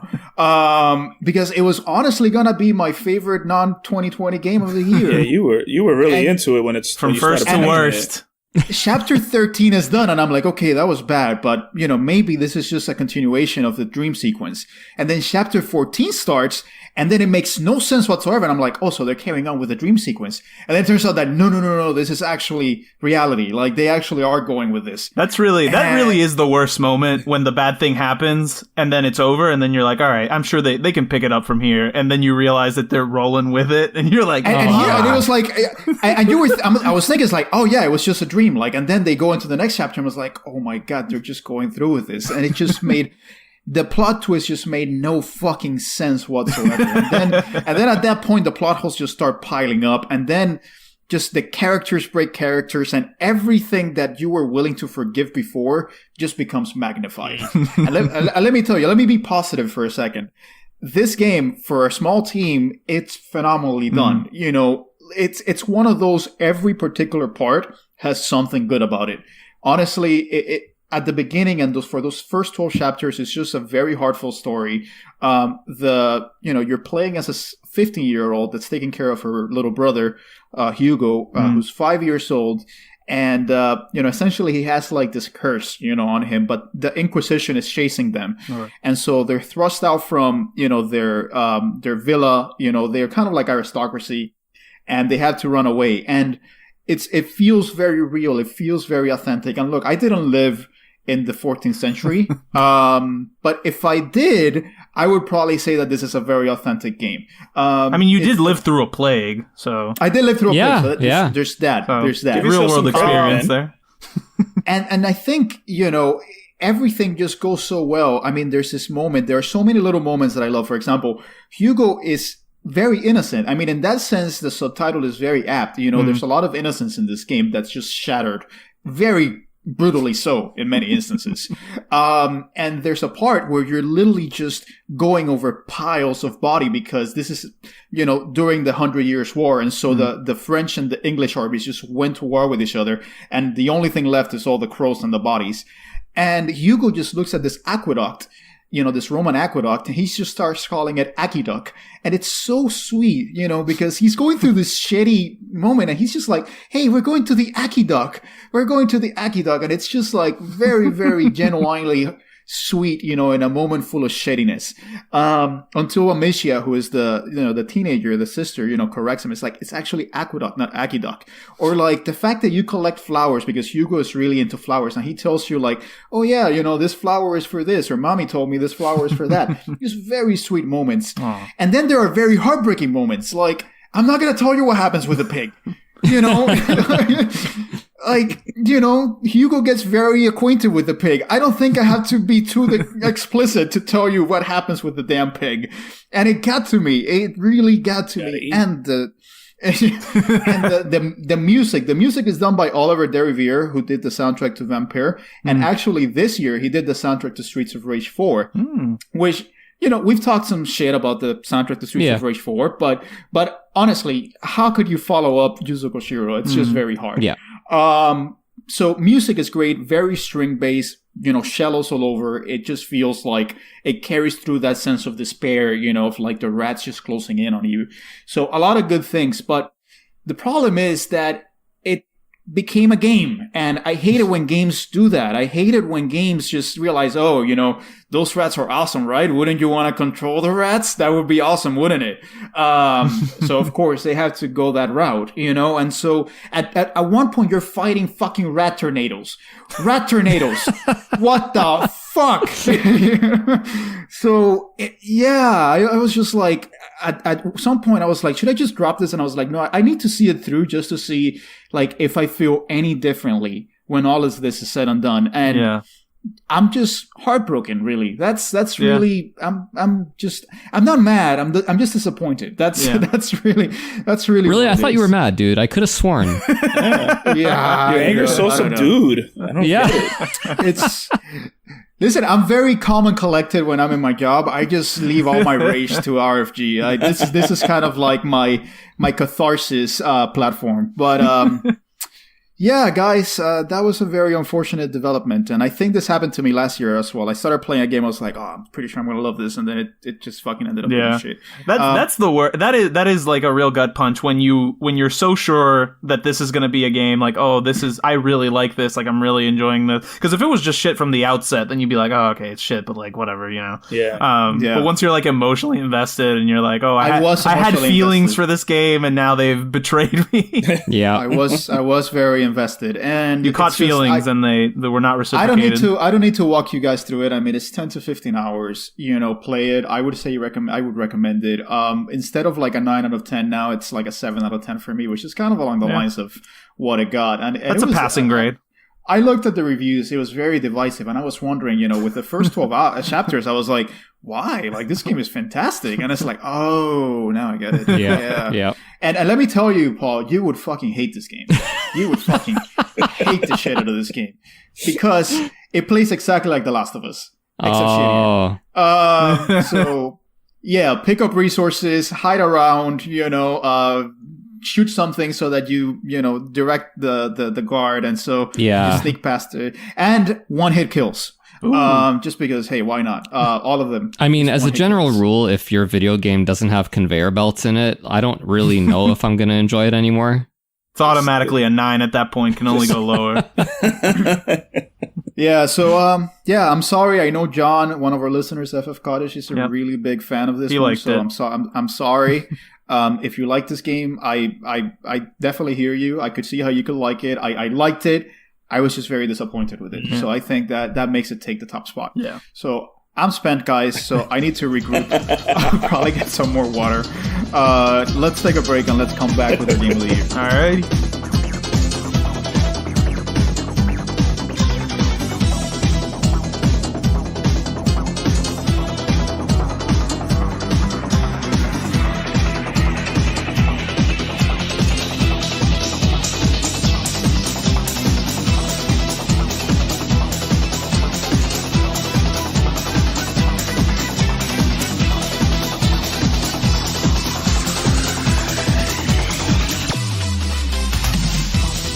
All right, everybody, and after that spent rant, we are back to close this out. So naturally, I'm not going to go first because I can't. I've used up all my dark energy. But it's positive time now.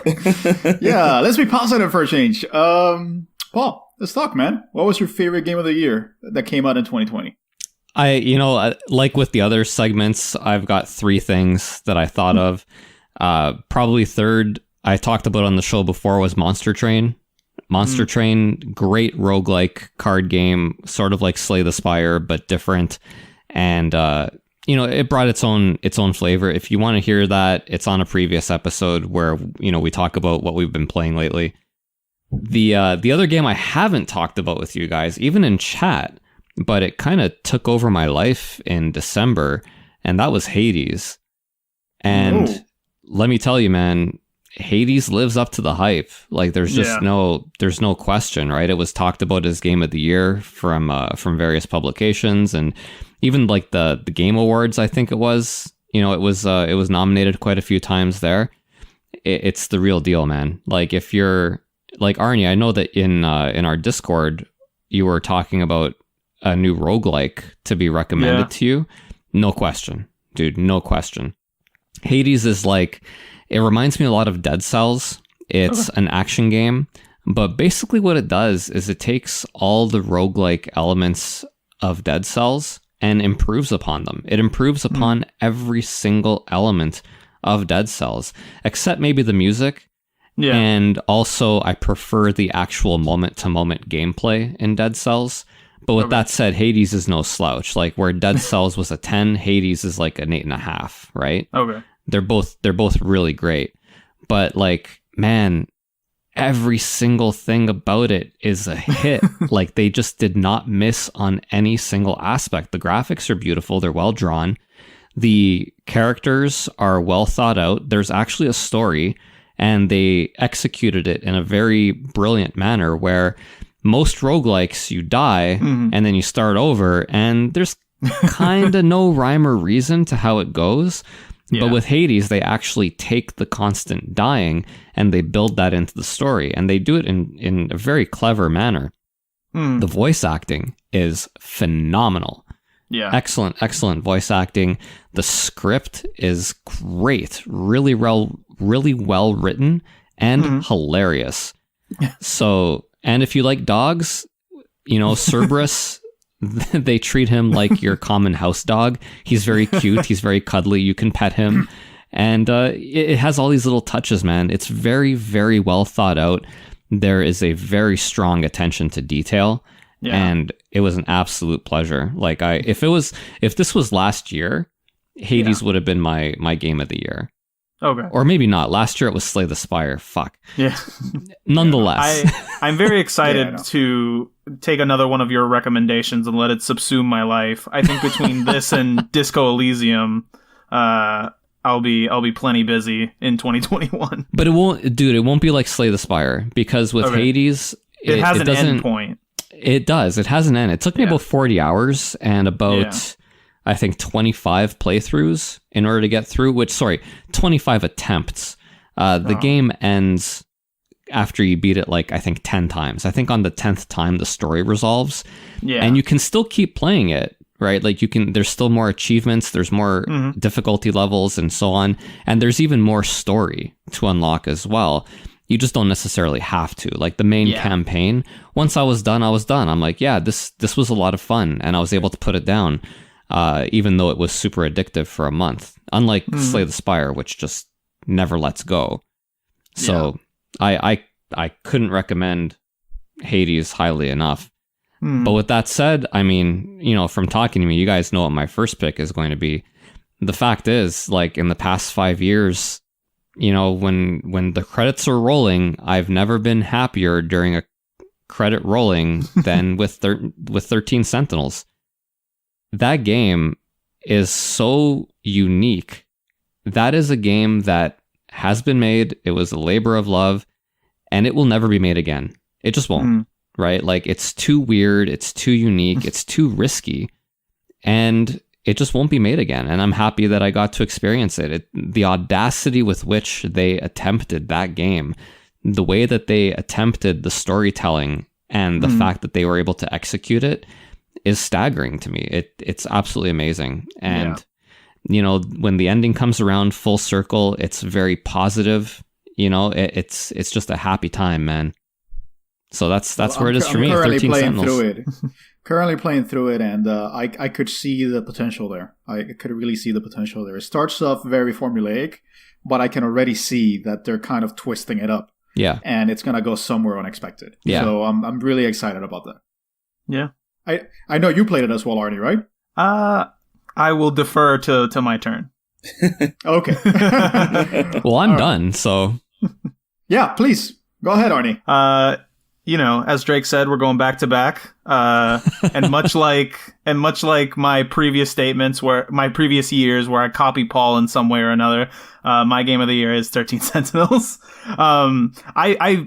It's very hard for me, as people who listen to this podcast know, that I get all my, whatever year it is, I get all my games for that year around November, around Black Friday time. So I usually have one or two of them that I play. And this year it was 13 Sentinels, and I'm currently playing the Yakuza Remastered Collection, which I think came out in January or something. Yeah. So it was either this or Yakuza 3. But 13 Sentinels is just, I don't think I love it as much as Paul. I think that I did have some bumps along the way with it. But it's a very unique type of game. Much like Chibi Robo, it's something that I had never played before. And it's something that I agree with Paul. I don't think anybody will make a game like this again. I think there will be other games that are similar to it, that have some shared aspects, but every facet of this game is interesting in its own way, even the weaker parts of it. I think we all picked up the game after Paul picked it up, and I think every single one of us. Yeah, and I think Ozzy was thinking the same thing I was thinking when it was like, is this going to be just supply? It's going to be cut short. We got to grab this copy now, and I was so pleasantly surprised I got it for $30. Honestly. Yeah, I mean, I was like, I'm not going to pass this up. I think, and I got the game. I didn't think I was going to be able to play it this year. I was kind of waiting at this point just to get it to play it on the PS5 if it's even backwards compatible. We'll see. Mm-hmm. Just because I just wanted to just not deal with load times and all that. So I'm looking forward. Yeah. That's not something I would normally play, but because of the recommendations, this is great. This is what I love. I love picking up a game that I normally wouldn't play, and I'm looking forward to playing it this year because, it might be the predictive winner for 2021 previous year game of the year. Yeah. You know what what I love about it? And this is just from me having played 10 hours of it at this point. Mm-hmm. It's the fact that it's a game that lends itself to short play times. Yep. It's a game that is very episodic in nature, and it allows you to really do what you prefer to do. Yep. If you're not really into the battles, you can focus more on the story. Eventually you're going to have to do some of the battles, but that's what I started doing. I started just going through the vignettes, more and more. And those vignettes last between 15 to 20 minutes. Yeah. And so it just feels like a small episode that you get to take in, and then you finish and you're like, oh man, I want to see how this goes. Yeah, I know. It really is. And this is, I don't know what you guys have played this, but I'd never played like Octopath Traveler and stuff like that. I'd never done that. So this is like my first, one of my first experiences of like playing as multiple characters for short bursts and having to trade in between each one of them to get their sort of individualized stories. I think I may have done that with like a couple other games, but like this is the best one I've done it with by far. So it was very enjoyable to sort of get all the perspectives, even though some characters I did not like. Octopath would have been a great game. Call back to one of my disappointments of year ends. If it had done what 13 Sentinels did as well as it did, because the game is really good about showing you the story and the narrative, from different perspectives, and so it keeps hammering home. There are so many characters. But, even when you start losing track of them, the game does a very good job of bringing it back around through some other character. Yeah. Just so that you remember what's happening. Yeah. There are characters that you don't like. Like, I don't like Shu right now. He's kind of like the rich boy, that, I love my boy Shu. Girls and stuff, I love him. He's my favorite. Oh, really? No, maybe not my favorite, but he's close.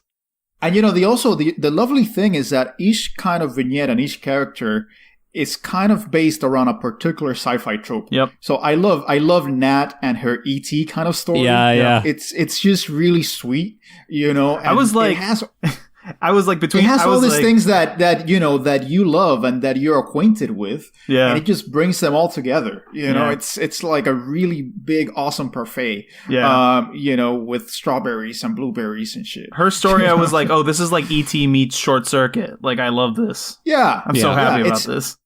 And so, and it just, it just has to be continued, and you just keep playing it and playing it and playing it. And before you realize it, you're like, okay, let me do a few vignettes. And then you're like, oh man, it's been 2 hours. I know, you can't put it down. Like you do a vignette, and like you said, it's 10 to 20 minutes. Some of them are really, really short. Yeah. And some of them can get a little bit longer, but it's generally 10 to 20 minutes. But it just kind of leaves you, it leaves you on the edge of your seat. It's so well done. Like sometimes, a couple hours would pass by and I'm like, oh my God, like this just happened. And you know what I appreciate about the game as well? It's that it does a very good job of just giving you just enough information to tell you that, hey, not everything is what it seems. Yes. It doesn't try to do a big twist. It's like you can see something is coming because the game is telling you it's coming, but you just want to understand the mystery. You want to understand what's behind it. Yeah. And there are 13 characters, so you're bound to love some of them. And I told you guys on the chat, which is that I kind of feel the same way I felt about Persona 4 with this game. It's that you really do feel like these characters are endearing, and they start kind of like really becoming kind of like friends. Yep. And I really like it when games do that. For example, I really like the character that's from World War II. Yeah. Miura. Miura. And I also appreciate the fact that the game deals with subjects that are not usually seen, like the Japanese angle of World War II and the effects of World War II.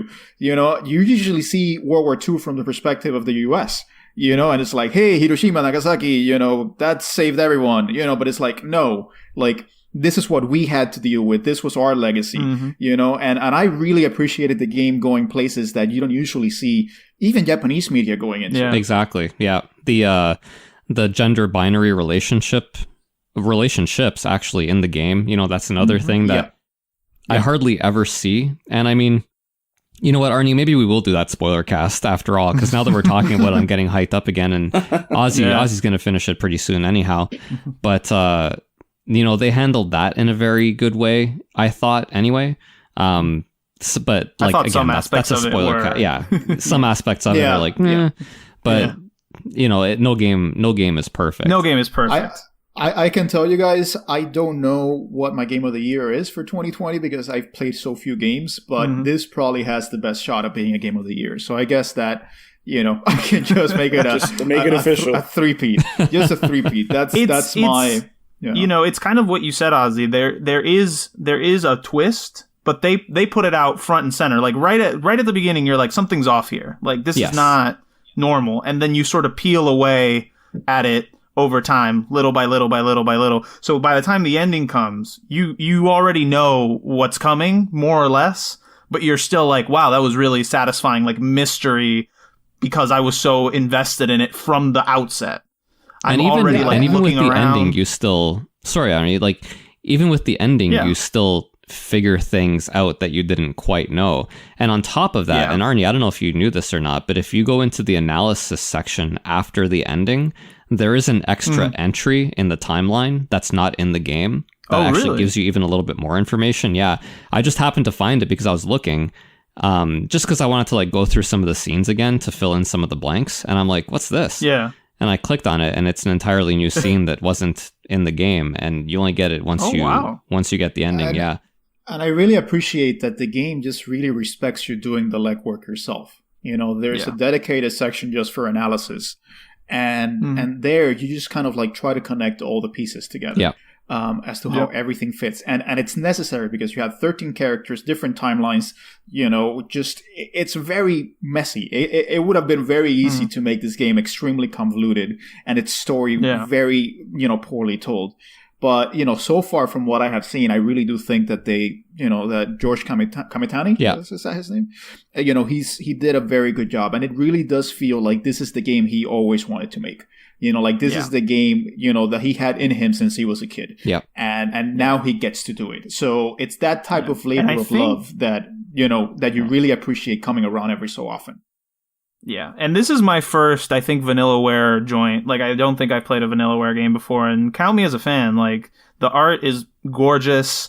The story is great. You know, the only thing I could complain about is the combat. Like, if you're going into this thinking you're going to get like some sort of really crazy involved, like, strategy RPG or something like that, it probably isn't going to be that. Like, you can probably make it that if you like turn up the difficulty and there's like an extra challenge level after you beat the game. But that to me is the weakest aspect of the game. And it's not bad enough that I would even say that it's a negative. But it's definitely a little bare bones. That's really kind of the issue that Vanillaware has always had. It's that their aesthetic design and their art style and the production of the game just feels like it's miles beyond the actual gameplay. Yeah. Vanillaware games have always suffered from gameplay that's not quite top tier. Yeah. Which is why I appreciate this game, because it just gets to focus on the visual novel aspect. Yep. You know, it just gets to tell a good story. Yeah. And there's some, you know, element of the strategy, but if you don't want to deal with that, you can just set it to easy and just, you know, get that out of the way so you can just see the story. If you set it to easy, the battles take no longer than 10 minutes each. Yeah. Yeah, I wish I might do. I might do, just because I don't get a kick out of the battles. So I just want to keep watching, you know, the story unfold. Yeah. So, and to their credit, there is no achievement for difficult. Like, there's no difficulty related achievement, I don't think. So you could beat the whole game on easy, and you could still platinum this game very like just. You absolutely could. Yeah. I have no pride, so I'll do it. So. No one has to know. Anthony, is 13 Sentinels your game of the year? I wish, man. I haven't played it yet. I'm really excited to play that game, man, for sure. But, well, we don't want to build it up too much for you. No, just play it. But for me, like in the sense of a game with deep storytelling and just some like really good combat, my game of the year is Streets of Rage 4. Oh yeah, someone picked it. Oh, no, there it is. I mean, if you look at my trajectory this year of like limited time playing and stuff, this was perfect. And this was just, to me, man, this is it warmed my heart to play this game. I couldn't get enough of it, man. I was jumping in with friends online, which I hadn't done in years. All my old men playing Streets of Rage 4 online. Yeah. Did your kids like it, Andy? Yeah, no, they even played it with me. Like, that's the thing. Like, even they got into it with me. See, because, you know, the reason why you're part of the podcast is because you have kids, and so we get to ask I use them to experiment on everything, man. I haven't played a game in 15 years, man. They give me notes. Nah, they so they dug it? Yeah, man, they were really into it, which I was surprised, because I was like, oh, you really want to play this thing? All right, cool.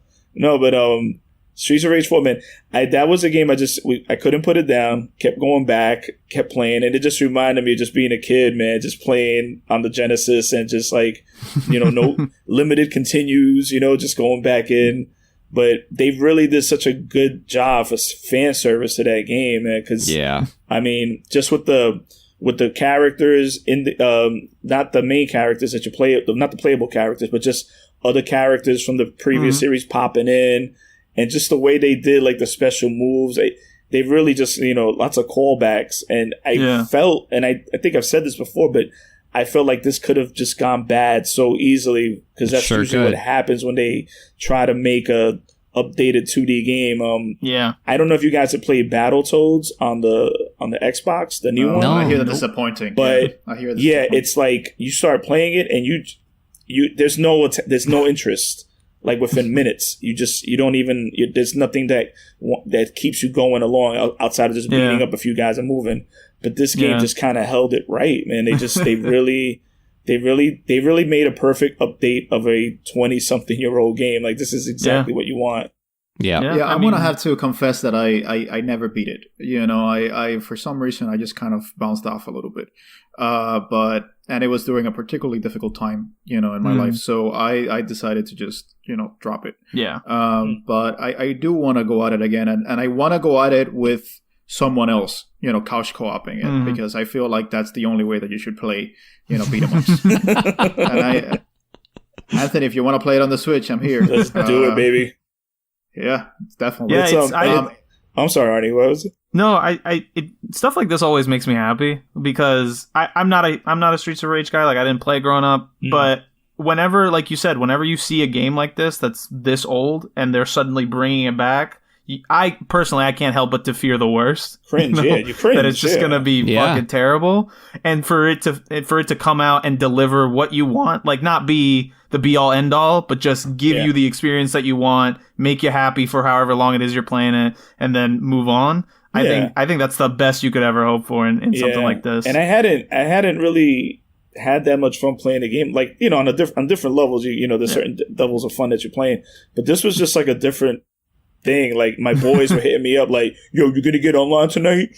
Play some Streets of Rage 4? I got my boy hitting me up like, yo, I'm gonna put the baby to sleep. Get online with Streets of Rage 4. Nice. And man, it was just fun, man. Just great. I mean, I wanted to support that game so bad that I bought it for physical copies for every platform, just to make sure I got my Streets of Rage fix wherever I go, Yeah. But it was one of those games that makes you want to support developer, it warms my heart. Warms my heart that you picked it, because I wouldn't have picked it, but I definitely wanted someone to pick it.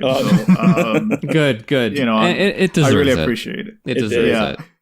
So Ozzy, if I might add, also Jeff's picks as well. Yep. No, that's what I was going to say. I was going to do that. Oh, I'm sorry. Okay, then why don't you go ahead? Thank you for keeping me honest, but have a little bit more faith in me. That rounds it out, but of course we're missing Jeff's pick. And if you didn't hear a disappointment game for Jeff, it's because his game of the year also happens to be his disappointment game of the year. Controversial. And Paul, you want to do the honors? Sure, yeah. It's amusing, but Jeff loved Final Fantasy VII Remake, and it's his game of the year, while simultaneously making several design choices that were completely baffling and disappointing to him. Flag on the play. I think he made his case on the episode where he talked about exactly. Exactly. I think we know exactly why. Very controversial game because it made several departures from the original game that longtime fans really did not appreciate. Yeah. Mm-hmm. But I could also see how it hits that nostalgia itch that really makes you feel really warm and cozy to go back to Midgard. Yes, absolutely. It's that opening title screen, man. Dude. Like, once you see that's it. It's Chill Town, right? Like, it's crazy. I'm also going to add, though, with Jeff, he was also disappointed in the gaming media in general this year. Really kind of tired of the coverage of The Last of Us 2. The Game Awards, he also wasn't a big fan of, because, like, basically it's all just kind of rote AAA. Hades notwithstanding. But Hades almost feel like, to me at least, it felt like almost like a crumb that was thrown. You know what I mean? Yeah, like a token they always game. do that. There's always here's an our indie token darling indie that they game. throw in there. Yep. They always do that. Yeah. So it just seems a little bit kind of rote. Like, there are a lot of indie games out there, I think, that would have been better than some of the games that they selected. Though, to be fair, the Game Awards, they did select 13 Sentinels as a nominee for Best Narrative, so at least somebody there knows what they're doing. Somebody noticed something. Yeah. Yeah, I know. That's why we're announcing the Region Free Gamers Podcast Awards. They'll be coming shortly. Please. I mean, why don't we Doritos, do that? We really should do that, man. Because everybody does Who that. knows? Maybe next year. Yeah. I think we try to do that with Kojima. Send him out some like stickers or something like that for Death Stranding. Stuff Get a like that, cameo, you know, a free I cameo. think.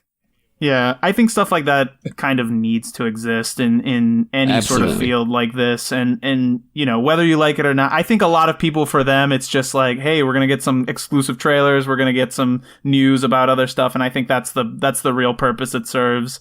I don't know that anybody really gets invested in who won Game of the Year. I'm sure some people do, but who cares? Who care? Hashtag who care? No, I mean, as I get older, I'm just moving more and more away from reading, you know, games journalism. Yeah. It's just not interesting me anymore. And I'd rather get to that point where I didn't know too much about a game and I just picked it up on a lark and I get pleasantly surprised.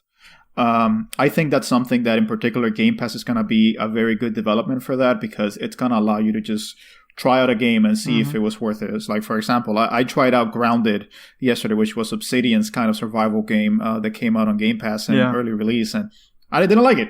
And I played it, I put it on, I was like, oh, this is not for me. Okay, uninstall, you know, and then I went for something else. So I'm looking forward to that. I guess that's one of the big things that I'm really excited about, you know, in the coming years. I think that Game Pass is here to stay, and I think that's going to be the model. And I hope that that's going to lead to a proliferation, just like Netflix has done, you know, in more risky, you know, projects being undertaken and getting, you know, more of a limelight, you know, kind of like in the Rocket League model. Yeah. Yes. So I really hope that that's the case, you know, just to end on a positive note. Yeah. I mean, for me, on the games journalism front, I think it's weird. I think I'm getting more and more detached from video game reviews.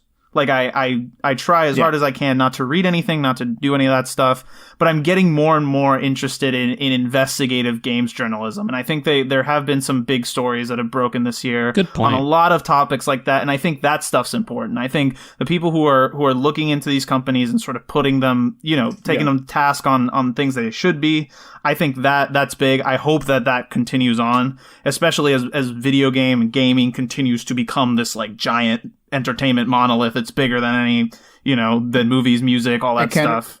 Can we say that RFG is pro labor unionizing? Oh, absolutely. Oh, 100%. Okay, because no question. I want to make sure. Yeah, Jeff might come out as like, hey guys, I did not have a say on this. So Was that your Jeff accent?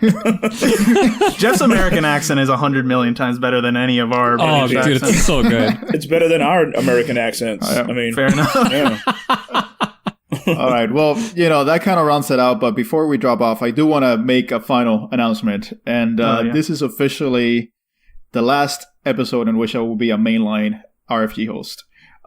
So I am going to be taking a step back. From this episode onwards, I'll just be a Patreon supporter. I will, you know, be an RFG for life. I will be involved in everything, you know, and if these guys will have me, I'll definitely join. I don't know about that. If you guys want to do a 13 Sentinel spoiler cast, I'm definitely available. Yeah. I gave you guys one last rant for the road. But Drop in all F's honesty, I mean, F's in the chat like for I said, respect. it's been a very difficult year for me. And, you know, one of the things that I've realized is just I have very limited time and very limited, you know, ability to dedicate more of my mental share, you know, to things, you know, that are not immediately important. And so a job has taken over my life, you know, and I want to make sure that I provide for my family. My family is depending on me. And, you know, in order to do that and give it my full attention, I really need to, you know, do away with some of the things that I love doing, but, you know, are not necessarily something that, you know, is putting food on the table. And I love you guys. I love doing this. You know, it's been 3 years. You know, there have been moments where I've kind of taken a little bit of a step back, but I've always come back in because I just love doing this with you guys so much. But I think it's time. I'm playing less games as I go. This year, it was really, really tough for me to come up with a game of the year just because I just had such a limited ability to play games. And the Dark Souls episode for me was like a labor of love. I wanted to finish Dark Souls because I wanted to give it my all to that episode. And I felt very happy with it. I felt very happy with that episode. I was glad that I finished the game, but it also put into perspective that I just can't do that anymore. It's just very hard for me to do that. And sure. Rather than be, some kind of dilettante that says he plays games and he just kind of, watches the first intro cutscene and then says, "Oh, this game's shit." Rather than be me, you choose to step back gracefully. I'd rather just go out on a high, and I feel very happy with where the podcast is at right now. I feel like we've finally hit a really good rhythm. Mm-hmm. Honestly, most of it, a big part of it because, Paul is like, so steady in terms of getting these episodes out. Honestly, Paul, I really appreciate what you do. Pleasure. So I'm really happy with that. Arnie, on your side, I mean, God, man, you're the one that engages with the community, so it's just awesome. Yeah. I mean, you've done a great job, and you're one of the crew, man. Anthony just looks so good. Yeah, we just have to keep him on. And Jeff, I love Jeff. I love sparring with him. It's just a great chemistry, and it's a great opportunity to hang out with friends, man. It's really what it's all about. But I really do think that this is a moment where I just gotta step out gracefully, and I'm getting to a point where I need to just focus, on other things. I'm gonna start a family. I just bought a house. If you've ever owned a house, you know that it never ends. The repairs. No, it doesn't. Ozzy. Paul wouldn't know anything about that. Paul wouldn't know anything about that because he never has any leaks or anything. I'm about to find out some bad stuff soon enough, man.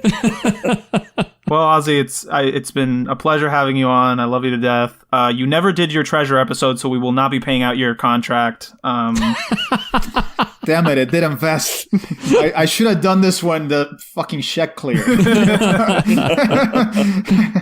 Yeah, no, I never did my treasure episode, but I did do a lot of episodes that I really enjoyed. I love the RFG radio episodes. Those, honestly, out of all the episodes, those were some of my favorites. Until we got copyright claimed. Until we got hit with copyright claims. Exactly. And I loved the Halloween episodes, man. The Halloween episodes were just fun, just great fun. Dark Souls, Silent Hill, and Resident Evil. Like, honestly, with those 3 episodes, they're just some of my favorite. The Contra episode was one of my all-time faves. I love the Contra episodes. We got to play and talk about so many bad Contra games, and it was just lovely. And I just feel proud about how we've grown.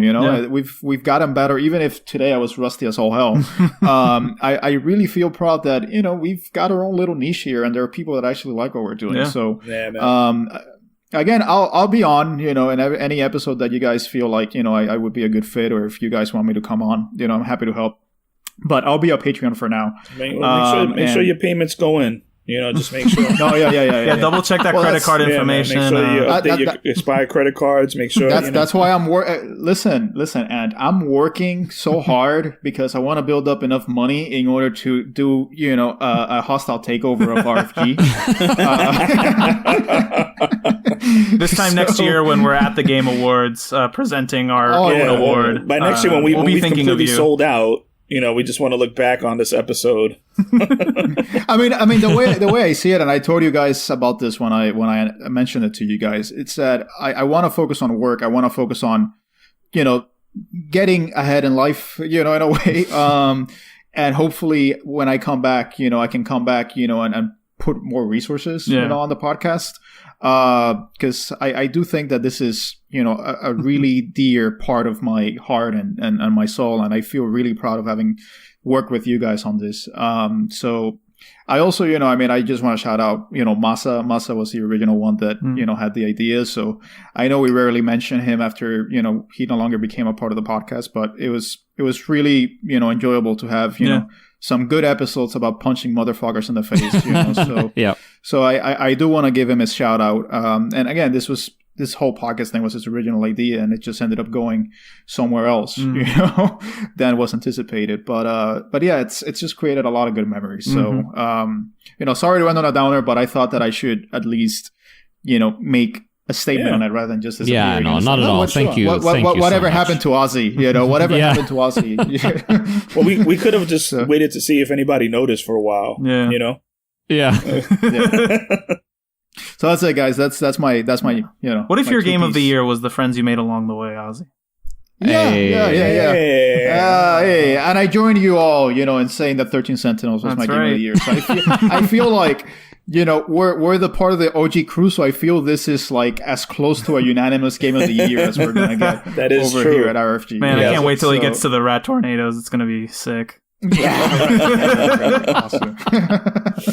All right, guys. So that's it. Unless any of you guys want to say anything, but Thanks for inviting me to Brooklyn that day, Ozzy, to record that first episode, man, with you guys. So yeah, my dog is still white, man. yeah, So, hey man, all that cocaine, man, we had that day. cocaine's a hell of a drug, man.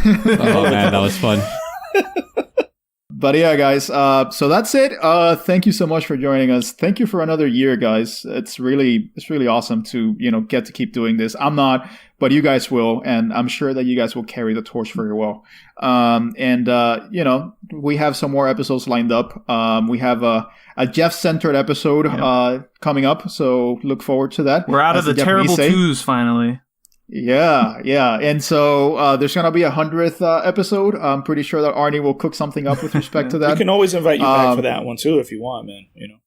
Yeah, we'll see. Yeah, no, we'll see. No, we'll see. We'll see. RFG 100, A Plague Tale.